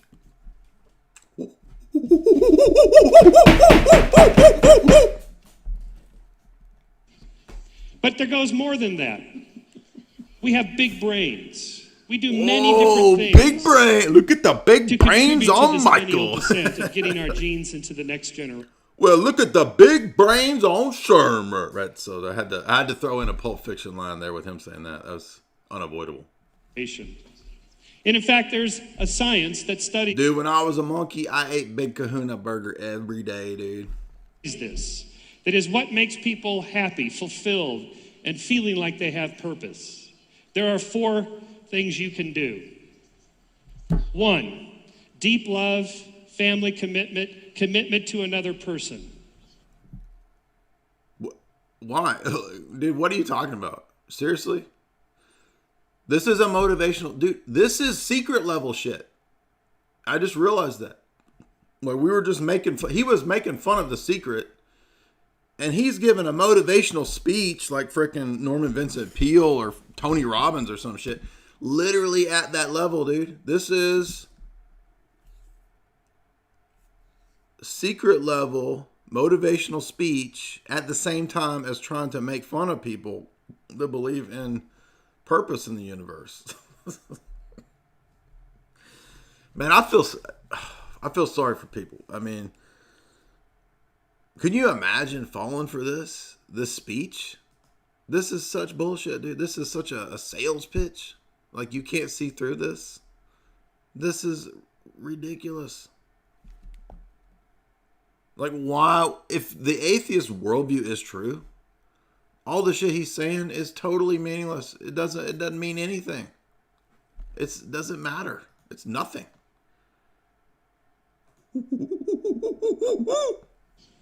Even a person of the same gender, by the way. And that's okay. Oh, by the way, let me show you how liberal I am, by the way. Signal. Thank you. I don't know if this... So, not one single argument, all rhetoric, like a freaking weird motivational speech. And so, what do we see? Once again, the atheist crowd is zero logic, zero argumentation. Really, the only one of this crew that we've investigated yet is Hitchens. Hitchens is the only one that's at least had some arguments. The rest of it has just been terrible. I mean, if I brought this stuff to a debate, I would be embarrassed, dude. This is embarrassing. This is an issue in Mexico, but it's a big issue in the United States. Okay, so they're in Mexico, To think by the way. that you would condemn somebody for their nature and deny them. Oh, no, wait a minute, Michael. We don't discard people for their, quote, nature. Well, first of all, actions aren't identical to nature. Now you're appealing to metaphysical principles once again. And by the way, what's another fallacy that you may or may not be aware of? Appeal to nature. This is a very common, especially amongst this crowd of people, right? This scientism crew. Dude, they do this fallacy like every time they talk. Okay. We've heard at least 3 fallacies here. Actually, appeal to emotion. He did appeal to emotion too. So let me note that one.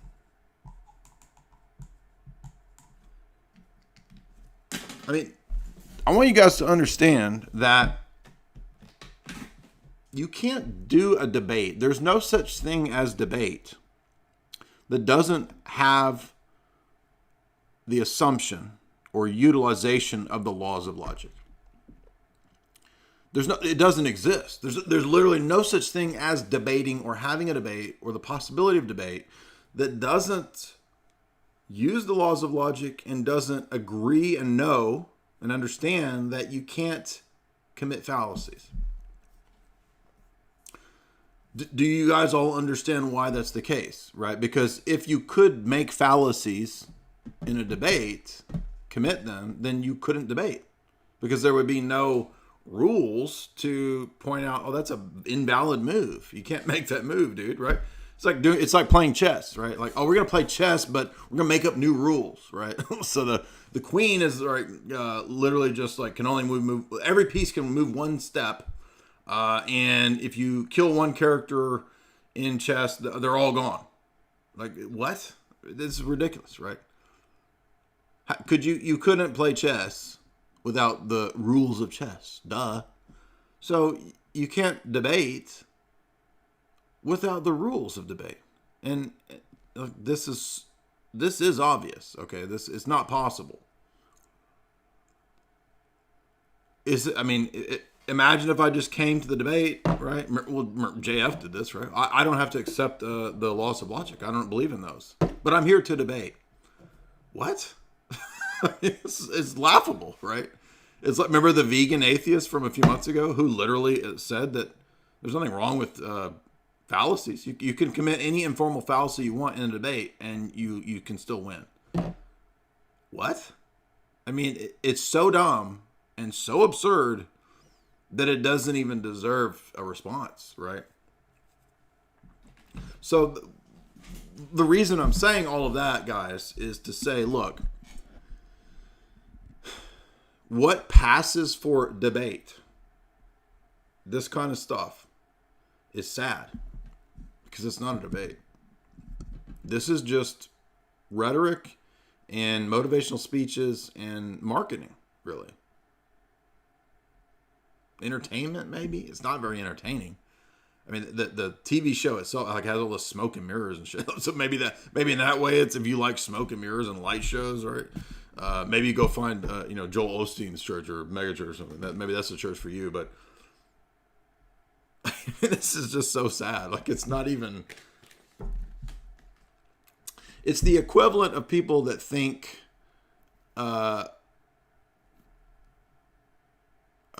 What's the worst pop star?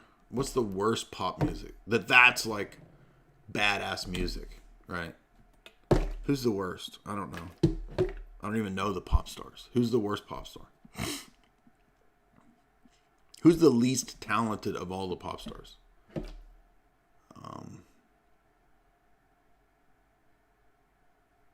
I don't know. Pick the worst. Just like musical junk food, right? And imagine thinking, dude, that is killer level music. That is like music theory meta level, man, right? It would be absurd. And if you are aware, right, of the basic fallacies, and to hear this 6-minute motivational speech from Michael Shermer, fallacy of association, appeal to nature, appeal to motion. Right?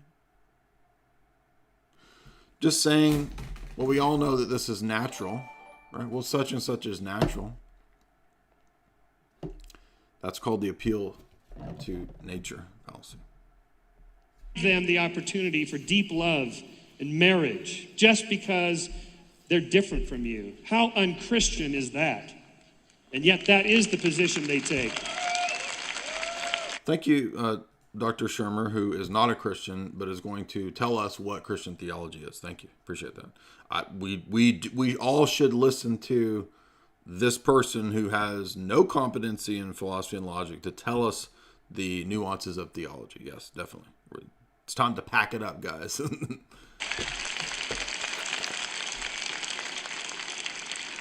2, meaningful work and career. That is doing something productive.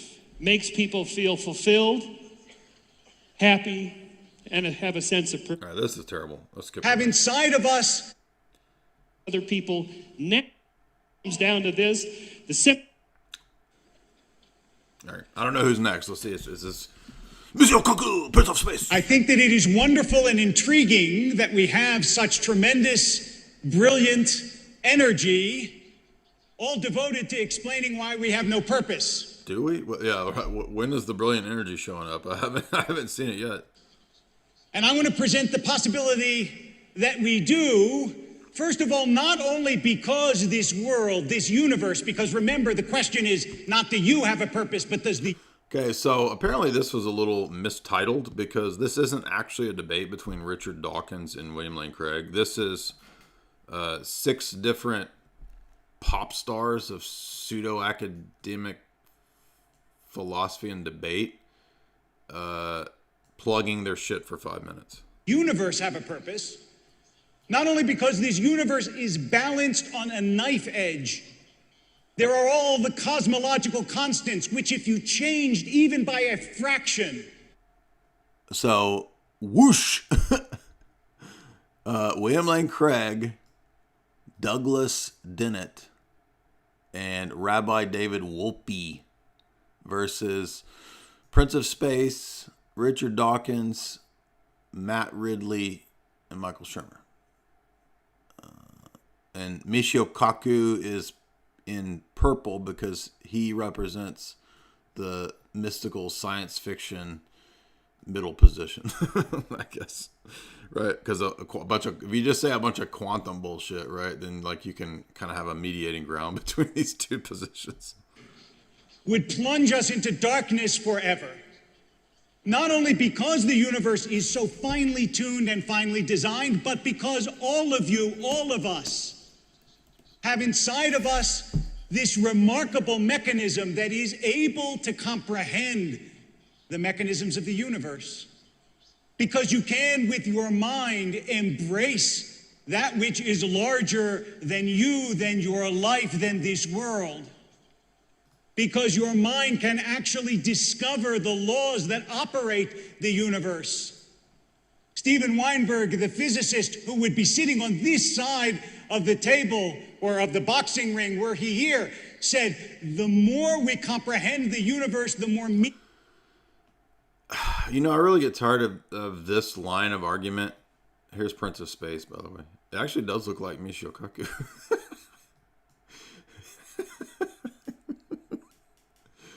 I didn't even remember that the guy, I guess he's the villain in Prince of Space. He actually does look like Michio Kaku. I don't know. But what were we talking about? Oh, fine tuning. Oh, everybody wants to play this game of like who can tally up the most number of scientists on their side. Like, oh yeah, atheists?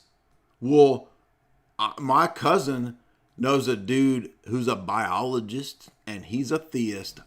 Boom, right? My friend tallied up 25 scientists who believe in intelligent design, dude.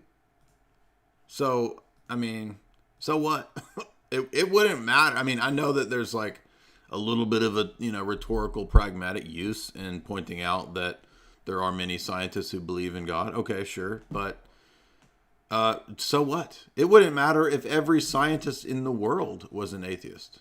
Literally, right? So again, this is a lot of rhetoric. Terrible presentation. This is garbage juice, dude. This whole thing is, I'm getting mad now. This is garbage. Meaningless, it seems, but of course, that's almost a contradiction. Because you can't comprehend it if it's meaningless. Nonsense can't be comprehended. Only meaning and order and purpose can be understood.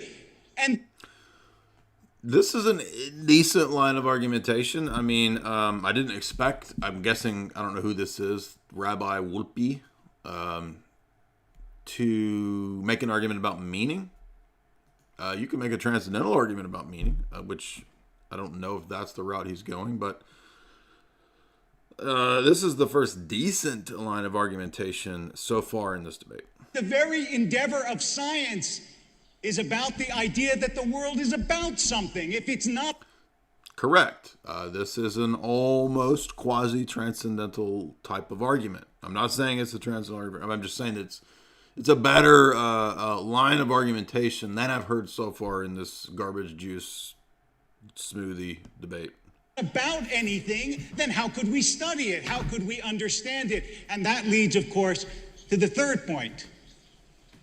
In addition to the fact that the world is fine-tuned, that we can understand it, it is that the world operates according to laws.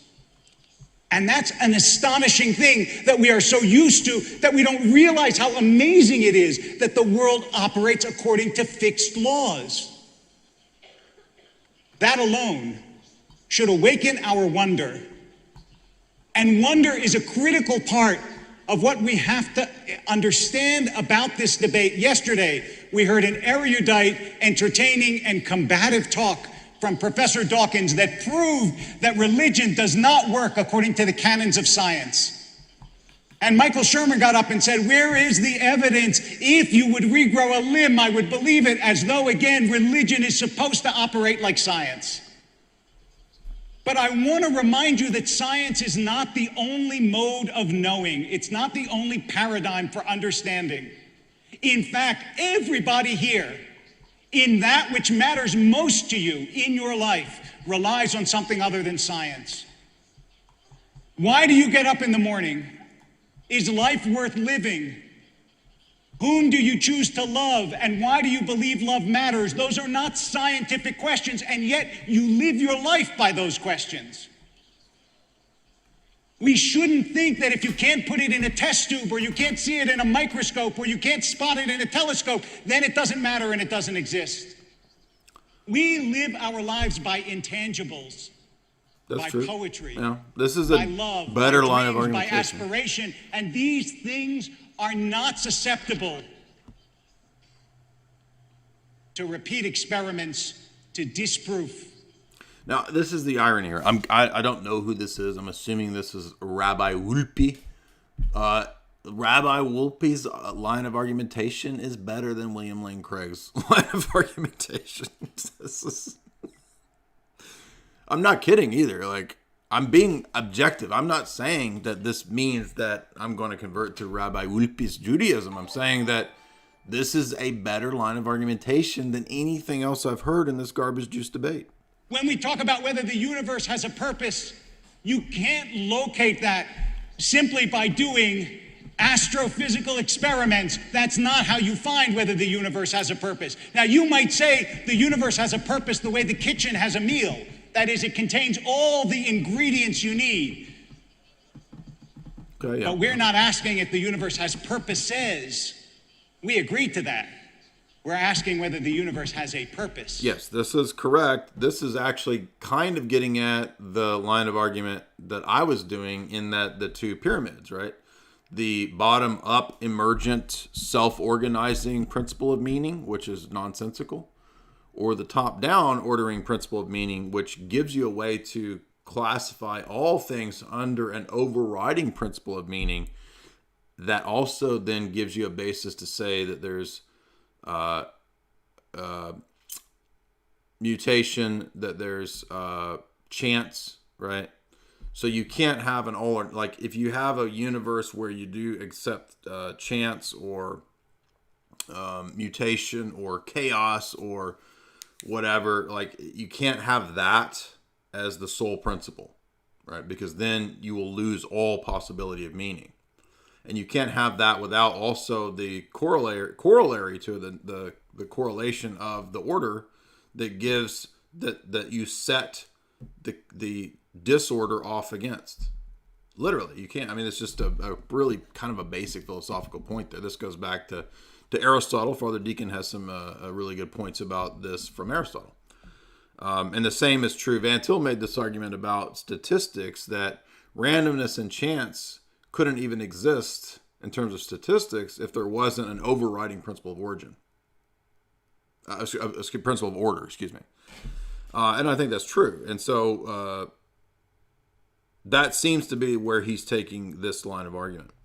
And as my colleague said, in order to believe that, you have to believe that the universe has a purposer, somebody who generates that purpose. And we may not know what the purpose is, and we may never understand it.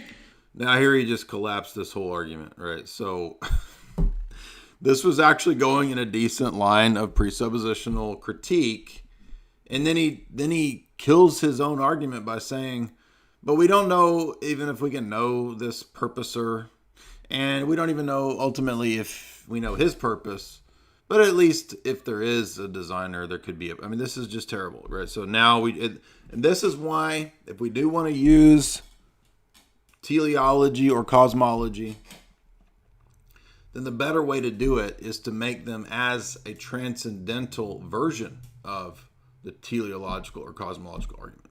Yes, you can turn those into tag. Did you know?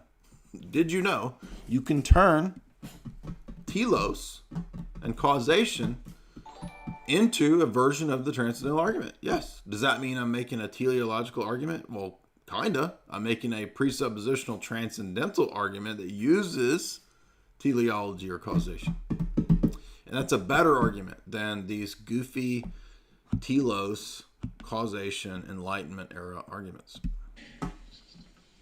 But remember, experiments are not the only ways of understanding. And here, I want to take the motto of this conference and I want to extend it a little bit and suggest to you that you consider it carefully. The motto of the conference is, don't believe everything you think. Don't believe the hype.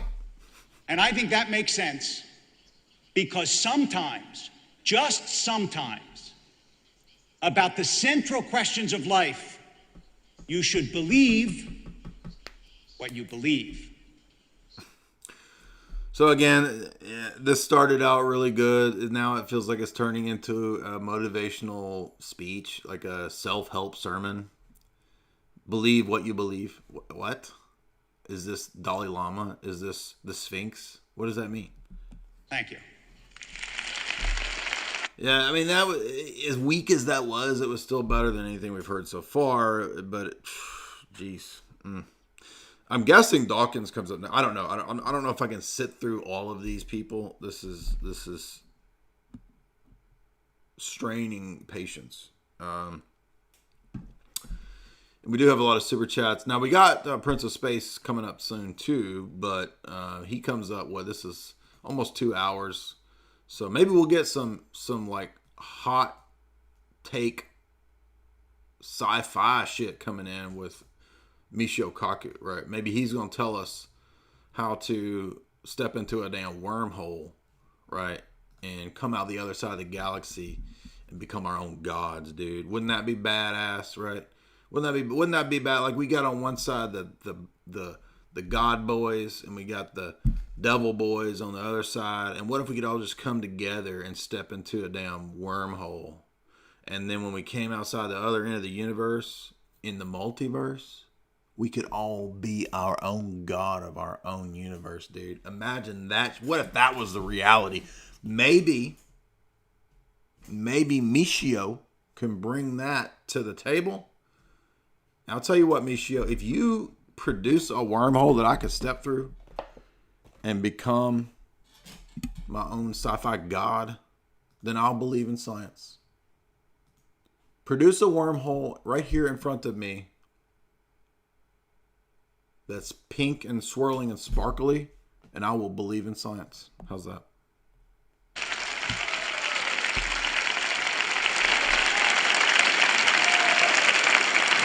Richard Dawkins, please, to the ring.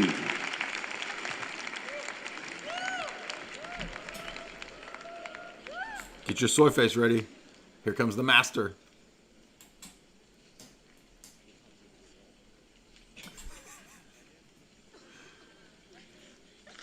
Well, of course, I'm over here. I'm just trying to suck the last drip of blood from the baby bottle. He's drinking a baby bottle with baby's blood in it.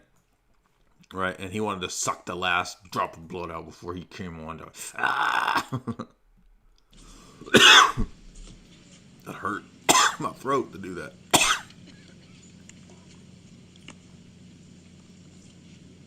My soy face. My colleague Peter Atkins, whose works I recommend to you, I think that it's high time that a science... I am a vampire. I just wanted to suckle the last drop of life from the baby bottle I suckled before this conference, which was filled with baby's blood. Scientist won the Nobel Prize for Literature. I was doing a seance and calling upon my mentor and my patron, Lord Vlad the Impaler, and he gave me some good scientific arguments before the debate. And Peter Atkins would be my nominee for that. He was once invited to give a lecture in Windsor Castle, which, as you know, is one of the homes of the British monarch. And at the end of... We have some wonderful, delightful, delectable rituals underneath Windsor Castle.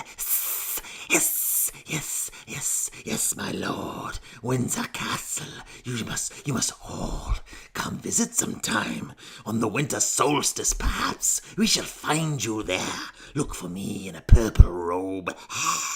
His lecture, Prince Philip said, "You scientists are awfully good at answering the how questions, but what about the why question?" And Peter Atkins said, "Sir, the why question..." Dude, this guy is just cringe. Like, just him talking. It's like, you feel like you're hearing some dark lord speak. "Is just a silly question. We humans are obsessed with purpose. It seems perfectly natural when we're presented with an object to say, what's it for? It starts in childhood. The psychologist Deborah Kellerman has investigated this very interestingly with children, offering them a question like, what... Yes, I love stories of children. Why do you think these rocks are pointy? Is it because of some geological explanation, geological cause, or is it so that animals could scratch on them when they get itchy? And below a certain age, I think it's about 6, most children answer with the teleological answer with the purpose question. Ah, yes, you see, at the last conference at Windsor Castle, here's a photo of our conference. Yes, they're pointy so that animals can scratch on them when they get itchy. Children then mostly grow out of that purposive way of looking at the world, but not apparently everybody. Whoa, dude. Yeah. Why, if you're a religionist, you're a child. Religious children. I love your children, by the way. In medieval times, I've got to try to work this. Who's good with iPads? I'm trying to get... Oh, here we are. Okay. In medieval times... By the way, that's utterly ridiculous, too, by the way. Right? So asking the question why, looking for purpose, means that you are a child. Like, that's child thinking. Like, this is literally low-tier, basic bitch level emotional appeal, right? I mean, just the most stupid rhetorical level thing. Basically, he's saying, I'm not going to look for purpose in the world because I'm not a child. If you look for purpose, you're a child. That was his argument. Divines would look at living things and see purpose for human benefit in them. In the 19th century, the Reverend William Paley thought that the louse was an indispensable incentive to cleanliness. Savage beasts, according to an Elizabethan bishop, fostered human courage and provided useful training for war. Horseflies, for an 18th century writer, were created so that men should exercise their wits and industry to guard themselves against them. Lobsters were given hard shells so that before eating them we could benefit from the improving exercise of cracking their claws. Another medieval writer thought that weeds were there to benefit us. It's so good for our spirit to have to work hard pulling them up. Now, it's not difficult to see that such people would also have found purpose in the physical world, in mountains. What's the purpose of a mountain? What's the purpose of a stream? We humans love to see purpose everywhere.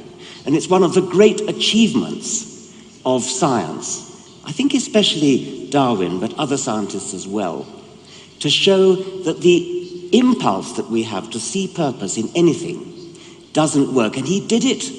Not with the easy things like mountains. I mean, essentially any fool could see that mountains don't have a purpose. He did it with living things. And living things on the face of it have purpose written all over them. We look at a bird's wing, an engineer looks at a bird's wing, an albatross wing, say, and sees that it's perfectly designed for... I was actually looking for, I can't find it. I know that there's articles probably 10 years ago. Remember when Dawkins said that he thinks it's plausible that aliens put us here, right? So he was hyping and shilling for panspermia bullshit. And now I can't find it because it was, like 10 years ago. But I assume everybody remembers this, right? And he's also talked about, like, cannibalism is not that problematic, right? And other things are not that problematic, right? So, I mean, now wait a minute. God's existence is absurd, but alien panspermia is not, right? The particular way of... If anybody can find, by the way, his old articles or the articles talking about him saying that alien life is plausible, panspermia or whatever, put it in the chat. I can't find it. That albatrosses have. Swifts have a different way. You look at an eye, you look at a heart, you look at a kidney. Everything looks designed. The Reverend William Paley himself, who was one of the earliest, one of the most coherent, I should say, advocates of this point of view, elevated the living world as being the most important place where you can find evidence for, as he thought. Now here, let's see. This looks like a video about panspermia. Let's see if this is it. This was This might be it because this is about 10 years ago. Here's Dawkins. Let's see what he says. Can I just take up the point about panspermia and Leslie Organ and Francis Crick?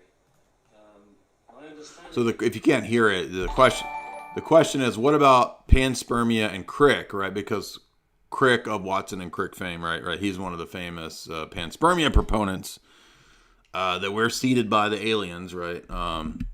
Or that we came here from some, distant planet or whatever. Let's see what Dawkins says. That spectroscopic studies have identified an awful lot of organic molecules out there in space. I'm not sure what I mean by that, but I think you do. What conclusions? I mean, can we draw any conclusions from that? Except there's some chemistry going on out there, or are these molecules residues of chemistry that's gone on somewhere else? I don't have a feel for what it actually might mean. I'm trying not to read anything into it. Yes, I think if you mean can we draw the conclusion that this is a residue of extinct life forms or something, unfortunately we can't do that. Yeah. I think what it means is that it's rather easier to make organic chemicals in the universe than perhaps had once been thought. And it had once been thought perhaps that even the making of organic chemistry on this planet was a rather rare event. Now from analysis of actually not just spectroscopic but also meteorites, there's a lot of organic chemistry about. Organic chemistry simply meaning the chemistry of carbon. So there's a lot of carbon chemistry, and that means that when we're talking about the primeval soup on this planet, which is a soup in which there are which is the soup of babies, right? Baby guts floating around. That's my favorite soup. Organic chemicals. That becomes an easy thing to postulate because there are organic chemicals all over the universe. It still remains difficult to postulate the origin of life, which is the origin of the first self-replicating molecule. But all right, so that doesn't really... Here he says, I'm accused of promoting panspermia. How did that start? So apparently he just says that it's possible. But I know there's a thing about him saying, oh yeah, he said, here it is, 2014, Dawkins says that an alien origin for life is an intriguing possibility. Anyway, that doesn't matter. Who cares what he thinks about it? The point is just that he'll say aliens are rational, but God's existence isn't. A deity. Don't look at astronomy, he said, look at living things. But what Darwin did was to show that even the worst case, even the most difficult case, that's the living case, has a perfectly rational, simple explanation. You do not need to resort to the idea of a designer. That was an astonishing intellectual achievement. Something as complicated as an eye, something as complicated as a heart, even a brain. Who would have thought that by the laws of physics, unaided, unviolated, just filtered through this brilliant process of natural selection, evolution by natural selection, that the blind laws of physics could produce the illusion of design. This is another move that you hear these people make, which is they'll do this thing where they say, centuries ago, we thought that Bishop Butler argued for design, and the complexity of life required that there be some highly intelligent designer. We now know. We now know. We now know. We now know. We now know. We now know. We now know. We now know. The we now know move. We now know move. And by the way, pay attention if you listen to a lot of these people in their debates. I think we saw Hitchens do this. I think we saw Harris do it too.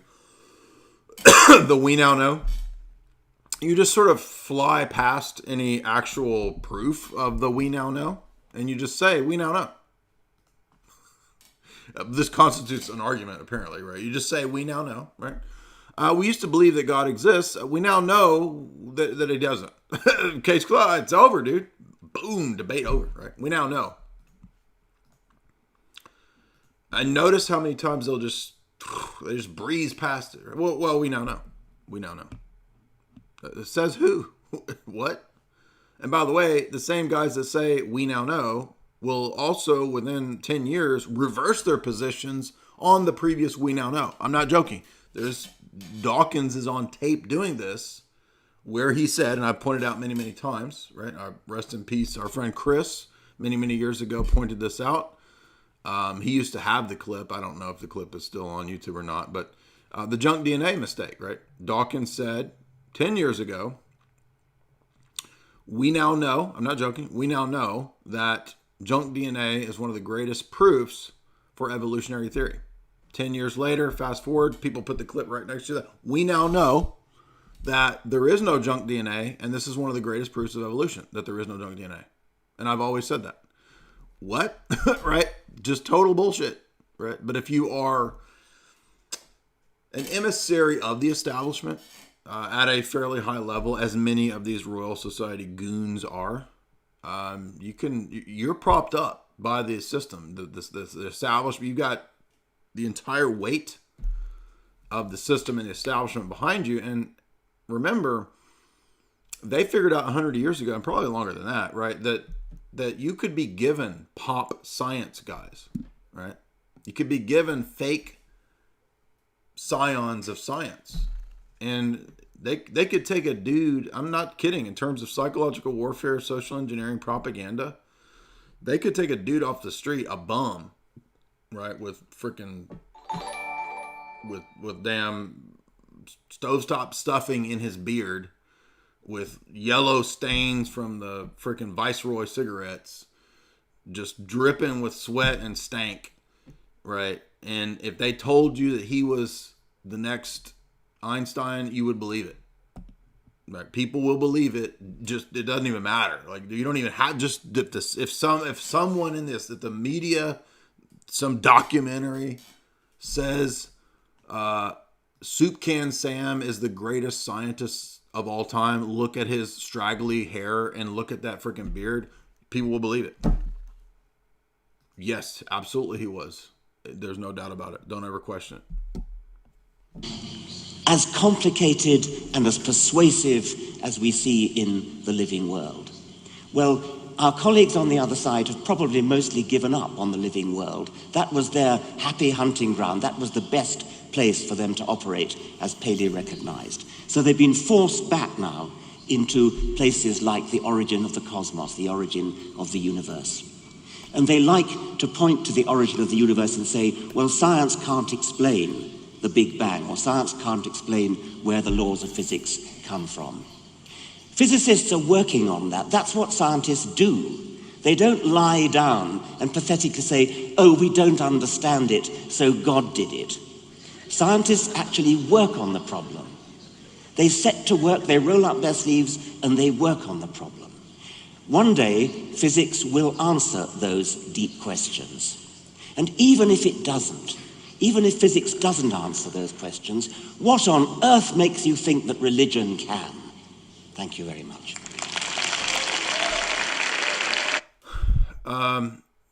Well, man, this is literally the worst debate. Now, I picked this because it had, 3 million views, 2.7 million views. And I thought it was presented, billed as a debate between Dawkins and William Lane Craig. But it's just a cameo of a bunch of people talking for 5 minutes, shilling their book. So I apologize that this wasn't actually a debate. However, we have had a lot of fun here tonight. Do we need to hear Prince of Space? Do you guys want to hear Prince of Space do his shtick? Or are we done? What do you think? You know what? I want to hear what he says. Because that dude's a damn ninja. He's a science ninja, dude. Did you know that? And maybe he'll produce a wormhole and prove science to me. Maybe. My neck hurts. I did too much hooting and hollering and acting like a buffoon. A baboon buffoon. Now my neck muscles are pulled.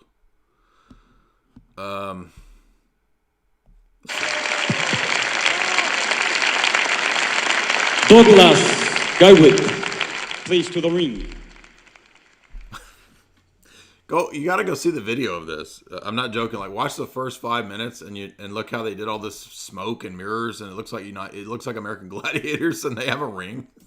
So when Dawkins comes and stands in a ring with a podium, this is so ridiculous.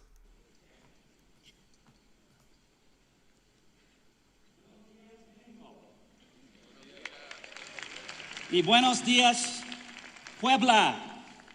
Me da mucho gusto estar aquí con ustedes, platicando en poquito español y participando en este debate. What is happening? Prefiero hablar en español, pero es mejor para...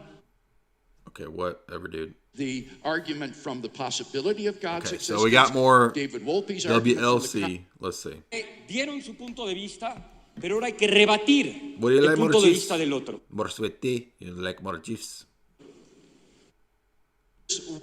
Wide agreement among us on the two contentions that we said we would defend.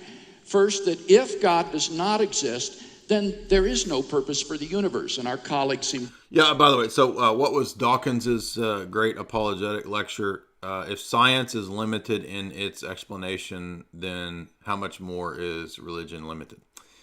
Yeah, that's a garbage argument. You agree with that. Secondly, on the other end, if...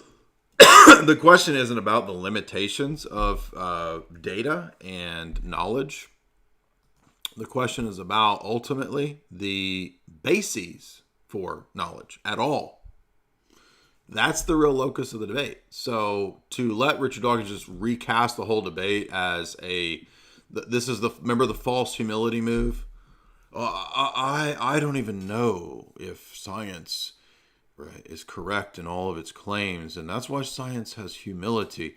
But you religionists claim to know universal truths, and sounds to me like you guys have a pride problem, right? This false humility, as if they are just making these, very, very, hesitant, intellectually limited claims. Total baloney, right? Total baloney.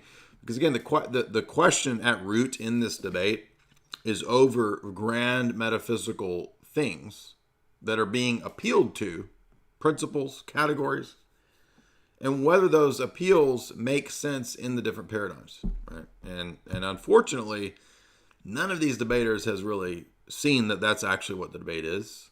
So it's been a terrible debate. It's been maybe that's why. The fact that it's literally displayed like an American Gladiators Japanese game show presentation. I'm not joking. Go watch the video. That alone, I guess, should have told me that this is just like I feel like I'm just critiquing commercials, right? I'm critiquing each person's 5-minute shilling speech for their stupid book. If biblical theism does exist, then clearly there is a purpose for universe and for life, and that's found in relationship with God. Yes, I realized that they're in Mexico after an hour of this because somebody mentioned it. But to me, it looked like just like a damn Brazilian Japanese TV show.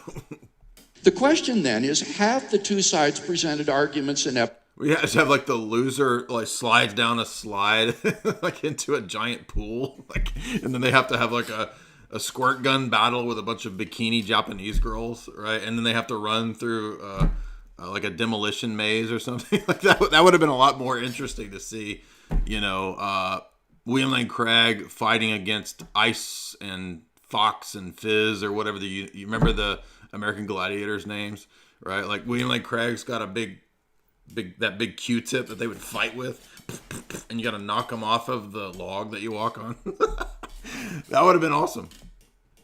Evidence for or against the existence of God. Now, so far as I can see, all I've heard from the atheist side is the argument from evil, which I answered and has yet to be replied to. We heard an argument from evolutionary development, but that obviously doesn't prove that God is not the supervisor who created life through evolution. That doesn't in any way prove atheism. I haven't seen any other argument for atheism in tonight's debate. Well, that's true. So while we can agree that if God does not exist. So finally, William Lane Craig makes an argument that's at least somewhat solid, which is to say that the propagandists who have been talking about atheism haven't made any arguments yet in this debate. Yes, that's correct. We'll give him a point for that. Life has no purpose. We've not heard any good or compelling evidence for the antecedent of that conditional, that God does not exist. By contrast, I think we've heard 10 arguments that I list for the existence of God. The argument from why anything exists rather than nothing, the argument from the beginning of the universe, the argument from the fine-tuning of the universe for life, the argument from objective moral values, the argument from the possibility of God's existence, David Wolpe's argument from the comprehensibility of the universe, number 8, the argument from the law-like structure of the universe, number 9, Doug Guyvet's argument from the nature of existential choice, and finally, number 10, the very nature of human beings as capable of asking questions of purpose. All of these, I think, constitute a powerful cumulative case for thinking that there is a transcendent creator and designer of the universe who is the locus of absolute moral goodness, and in relationship with whom we can find the purpose and meaning of the universe. I think the most reprehensible position represented in tonight's debate is Richard Dawkins' claim that why questions are just silly. These are the deepest existential questions that human beings can ask, and refuse to ask such why questions is to reduce human being to mere animals, which is, of course, exactly what Professor Dawkins believes. We're just animated chunks of matter in motion. Love, questions of meaning, and so forth are all ultimately just spin-offs of the blind bioevolutionary process. But if God exists, then clearly these are meaningful questions. These are vital questions for the nature of human existence and destiny. The tragedy would be that if God does exist and you miss his purpose for your life because you think these are silly questions and therefore don't need to think about them, would be the ultimate tragedy. Ooh, that was laser level right there, right? That was straight up laser. Matt? Right. I mean, does nobody remember American Gladiators? Is this just mean I'm old, I guess? Who would win, by the way? Could Dawkins beat wouldn't he should demonstrate his evolutionary fittest superiority by fighting William Lane Craig with the Q-tips from American Gladiators, right? Then I would believe atheism. That would definitely be sufficient enough proof for me that he is evolutionarily superior, right? Or would laser win? Right? Remember laser? Remember all of these weirdos? Fox, Iceman, Fizz, Sweat, Squeeze. Remember Stain? Stain was my favorite. What about Lace? You guys remember Lace? She was hottie, wasn't she? Lace. I'm joking. I'm making these up, by the way. I don't know who they are. Apparently there was one called Laser, though. All right, so we're going to give this debate to Laser. Laser wins the William Lane Craig, Williams Dawkins debate because he is definitely a evolutionarily fit future man. He will go into the future. Also, perhaps this guy could win as well. We'll give him a runner-up. I don't know his name, but you guys, I'm sure being the creative savants that you are, all you guys could come up with a good name for this chap. He also wins the debate. So there we go. The winner tonight was actually just American Gladiators. So shocker, surprise, threw you guys for a twist. The actual debaters all lose, and they all go into the pit, right? Where you have to squirt Cheese Whiz on everyone else in the debate. We're done. I'm done. This is dumb. This was a terrible debate. One of the worst that we've heard so far. Very entertaining, though, at least for me. So, Laser wins. Laser and his close friend here wins this debate. Shell. No, not Shell. No, who's first? By the way, we had a guy from yesterday whose super chat came through late. Alt Monarch is for 222. He says, as a Russian, I do not recommend Eastern Promises. It's a horrible Western film about the Russian crime world. Now, wait a minute. It's Ukrainian. So, as a Russian, it's talking about the what's it called? What's the Ukrainian mafia called? It's not. Do you remember? It's not. It's saying the Ukrainian mafia is bad, and the Vigo character is an undercover FSB guy. So he's the good guy. So, did you miss? I'm not being a jerk. I'm just saying, did you miss that the Vigo character is a good guy? And that the criminals are what's the Ukrainian? I read when I watched the movie, I read all about this. They have it's a weird V name. The Ukrainian mafia is called the Voyakrazi. I can't think of the name.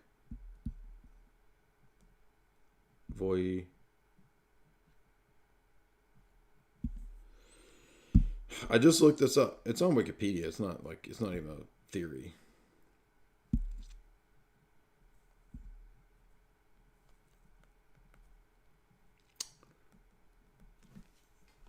People in the chat will know before I can even find it. What's the name of the V word of the Ukrainian mafia? Anyway, that's what the movie's about. Is that it's not about the Russian mafia. Now I found a good article too, and it was talking about what that movie is based on.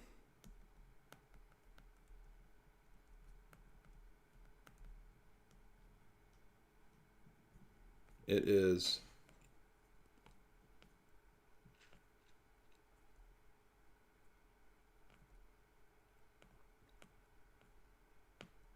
I don't know. I keep getting garbage articles. Guys, you know the name of this.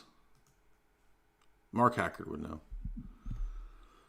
Now the chat's behind, so can somebody tell me the V word, or if of the Ukrainian mafia? Voyakrazi, They get certain tattoos.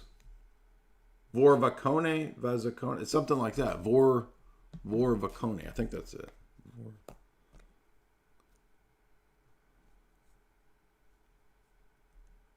This drives me crazy until I can't get it.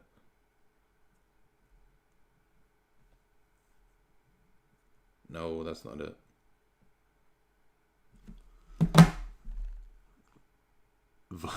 Voltron? It's Voltron. Correct. It's definitely Voltron. It's not Bratva. Somebody please provide the name of the Ukrainian mafia. It's the dudes that get all the tattoos. Right? They get their whole life tattooed on their body. And they get a certain tattoo on their knees. Remember that? They get tattoos. I looked that up. That's true. Supposedly. Right? They get the tattoo on their knee. And it's VZ something. I don't know. Anyway, let's move on. By the time I move on, somebody will find it. Panos, $5. He says, who would have thought that the most illustrious, well-known, well-renowned atheist of our time would be savagely refuted by a spurging out dude in a Golden Girls. Dude, that actually makes the most sense. I'm not kidding. The world is so crazy that it's actually perfectly logical and rational that Richard Dawkins would be demolished by a spurged out bro in a Golden Girls shirt behind a montage of American Gladiators, because I'm the American Gladiator, dude. I'm Laser. I'm Iceman. I'm Fizz. I'm Squirt, right? That's my American Gladiator name. All of those at once, and none of those at once. But that is perfectly logical in the crazy world that we live in. Duh. More. So this is a Nordic dude. Here we got a Viking in the chat. What's up? Shout out to my Viking Valpurgis knocked people. I'm joking. All them Viking bands we were making fun of. Thank you for the free content. Well, thank you. It's not free because you just paid $20 for it, dog. Charlie Brown, $5. Thank you for your educational efforts. The effort is here. Whether there is education going on is up to you guys. That is up to you. Jimmy the Ubermensch. No, wait. Pisces. Stack some of those stats with this. Well, thank you for that. So $3 will get me in 10 years, what, $30 worth of Bitcoin? Will we 10x in 10 years? Yeah, I mean, we'll 10x in at least 10 years. We'll 10x in 5 years for sure. We might 10x before that, right? But thank you for that. We'll definitely stack those $3 and make them 30. Jimmy the Ubermensch, $5. What do you think of Young Earth? I favor Young Earth. How would you respond to those who say communism evolved from Christianity in Acts 5 and Mark 10? So there's a lot of easy responses to this. First of all, Acts 5 was a period of the early church being founded and spreading. It is not the norm for the church in every age or in every period, nor is the phase of the church prior to the opening up of the covenant to the Gentiles, right? I mean, there's all kinds of things going on prior to Acts 10 that is not normative for the entire church period. Secondly, we have a model for Acts 5. It's called monasticism. If people want to take up that type of lifestyle, they can still do it. But it's done voluntarily, right? Communism is crazy. Communism is a rejection of Christianity, right? But Christianity is not an egalitarian liberal religion. It is neither egalitarian nor is it elitist. Christianity has elements of both. It has hierarchy as well as elements of universality. So to say it's either or is really to arbitrarily pick certain elements of Christianity and say, Christianity, because it says give alms, all it is egalitarianism. No, that's not true. Justin, $10. Thank you for this diverse amount of content. We do real diversity here, dog. We do. John Hoffman, $20. Thank you, Jay. Thank you, John Hoffman. Much appreciated. You are a true American gladiator. You are, I'm going to give you your American gladiator name. Your name is Beefsteak. That's your American gladiator name. Michael's Other Brain Cell, $25. Thank you so much. Strong request. Can you take me higher? Oh, as Jordan Peterson. Yes.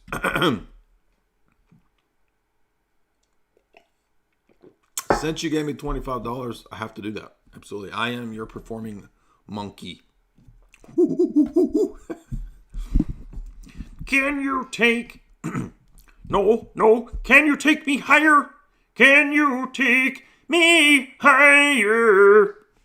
To a place where blind men see into the souls of their fathers and rescue the dragon. How's that? Vibranium. No, Shell, $10. She says... nothing. But thank you for that, Shell. Well, Shell could be a he. Could be a shell with a PP. And I just said Shell was a she. I'm sorry. I don't know what you are. Vibranium, $5. Does the T movement in pop, is it tied to pop music or postmodernism? I think all of those are connected. I have not done a deep dive into specifics, but I would venture to say yes. What are your thoughts on inversion? We've done many talks on inversion. Many talks.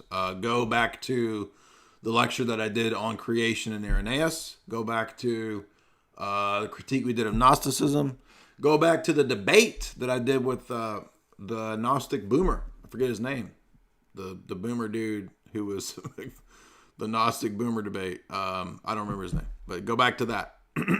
But yes, we have covered that many times. Kane London, $5. It is funny that the atheist astrophysicists like Prince of Space act like they are being objective when they are admitting that their scientific worldview is based on the Zohar. Does Michio Kaku admit that his worldview is based on the Kabbalah and Zohar? Now, I wouldn't be surprised because probably quantum foam does have origins in esoteric stuff. But yes, Newton was into alchemy and Kabbalism. Daniel Bacon. That's a name right there. 6 degrees of Kev. Daniel Bacon. Sup, there's a rumor going around that you were suckled by she-wolves. Yes, the rumor is true. Maybe you can clear that up. Yes, it's true. I cleared it up. $10 clears it up. You want to know what rumors are true? You send your bucks and your crypto to your American Gladiator right now.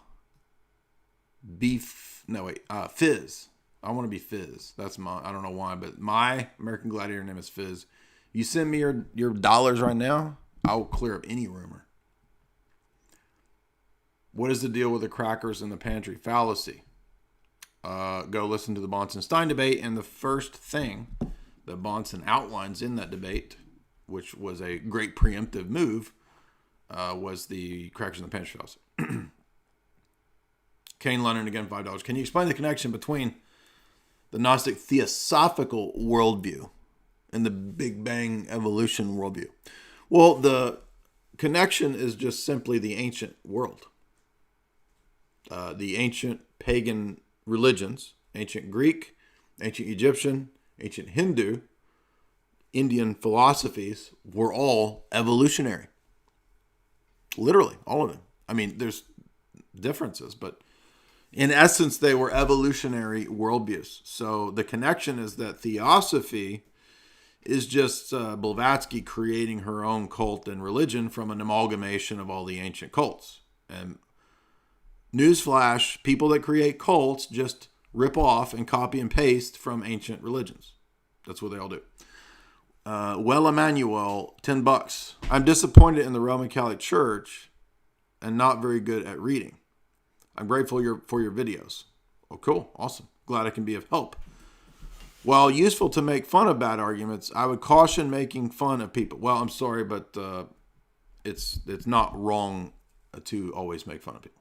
It's not, especially people that are exceptionally wicked. And the Bible many times calls these people fools. It actually mocks them, right? Elijah mocks the prophets of Baal. So, no, I don't feel bad about making jokes about Richard Dawkins. It makes me feel bad as when I watch The Daily Show. No, I'm sorry. I don't think that it's always wrong to engage in satire and that kind of stuff. So I disagree with you there, but I thank you for your comments and for your $10. So anyway, I got a show. I got to go do a podcast. Thank you guys. A lot of fun tonight. Sorry that it wasn't a real debate. I didn't know what to expect, but that's part of the fun, right? It's like we're doing reaction videos, right? That one chick does reactions to pop music. She gets millions of views, right? We're doing reactions to millions of view debates that are terrible. Terrible. This was garbage juice debate. One of the worst. It wasn't even a debate, but it was fun. A lot of fun. And please like,